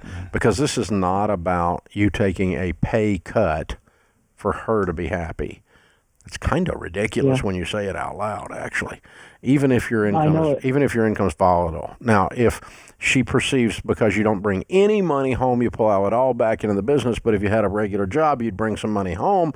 See, that's not a pay cut in her mind, then. That's a huge increase if you're not bringing any money into the household. Those types of things could come out in a good counseling session, but I'm with John. There's a lot going on here that leads up to this. This is not sudden. This has been coming on. It's been a slow burn for a while. And so you need to get in. What you don't want to have is regret that you didn't try everything. That's right. So you try everything. You flip the lights on, as John said. You start screaming, you know, fire, fire, fire, and we run out of the building because there's a fire. Well, it turns out there's not a fire, but at least we didn't die. Yeah. So we try everything. You go to the counselor and do the best you can, and then when you get down to it, she still takes off, and you still don't know why. But at least you tried everything. Yeah. And you don't have that regret of just kind of being laissez-faire about your marriage, just whatever, you know, que sera, sera, right? No, instead we give it every shot we got. You leave it all on the field, and then if you lose, you left it all on the field. Yeah. But you don't want to play half butt and then lose and then go, well, I'm not sure why I lost, except maybe my lack of effort. Yeah. Is that what you're saying? Yeah, and I just don't. The phrase "calling somebody's bluff," marriage is not a game. It's something that you do together. It's not Texas Hold'em. You become one. I'm not calling anybody's bluff. I'm gonna figure out how I can make this thing work on my end, and I'm gonna expect the same of you. Yeah. Of my spouse. But if somebody's down there throwing an ultimatum down on a job, that is a fire alarm that there's all kinds of crap going on inside your walls, even if you don't understand them. That's right. And you need to find out what that is. That puts this hour of the Ramsey Show in the books. We'll be back with you before you know it. In the meantime, remember, there's ultimately only one way to financial peace, and that's to walk daily with the Prince of Peace, Christ Jesus. Have a friend or family member that needs a daily dose of Ramsey advice in their life? Let them know about the Ramsey Call of the Day podcast. It's a quick hit of advice about life and money in under 10 minutes. Check out the Ramsey Call of the Day podcast wherever you listen to podcasts.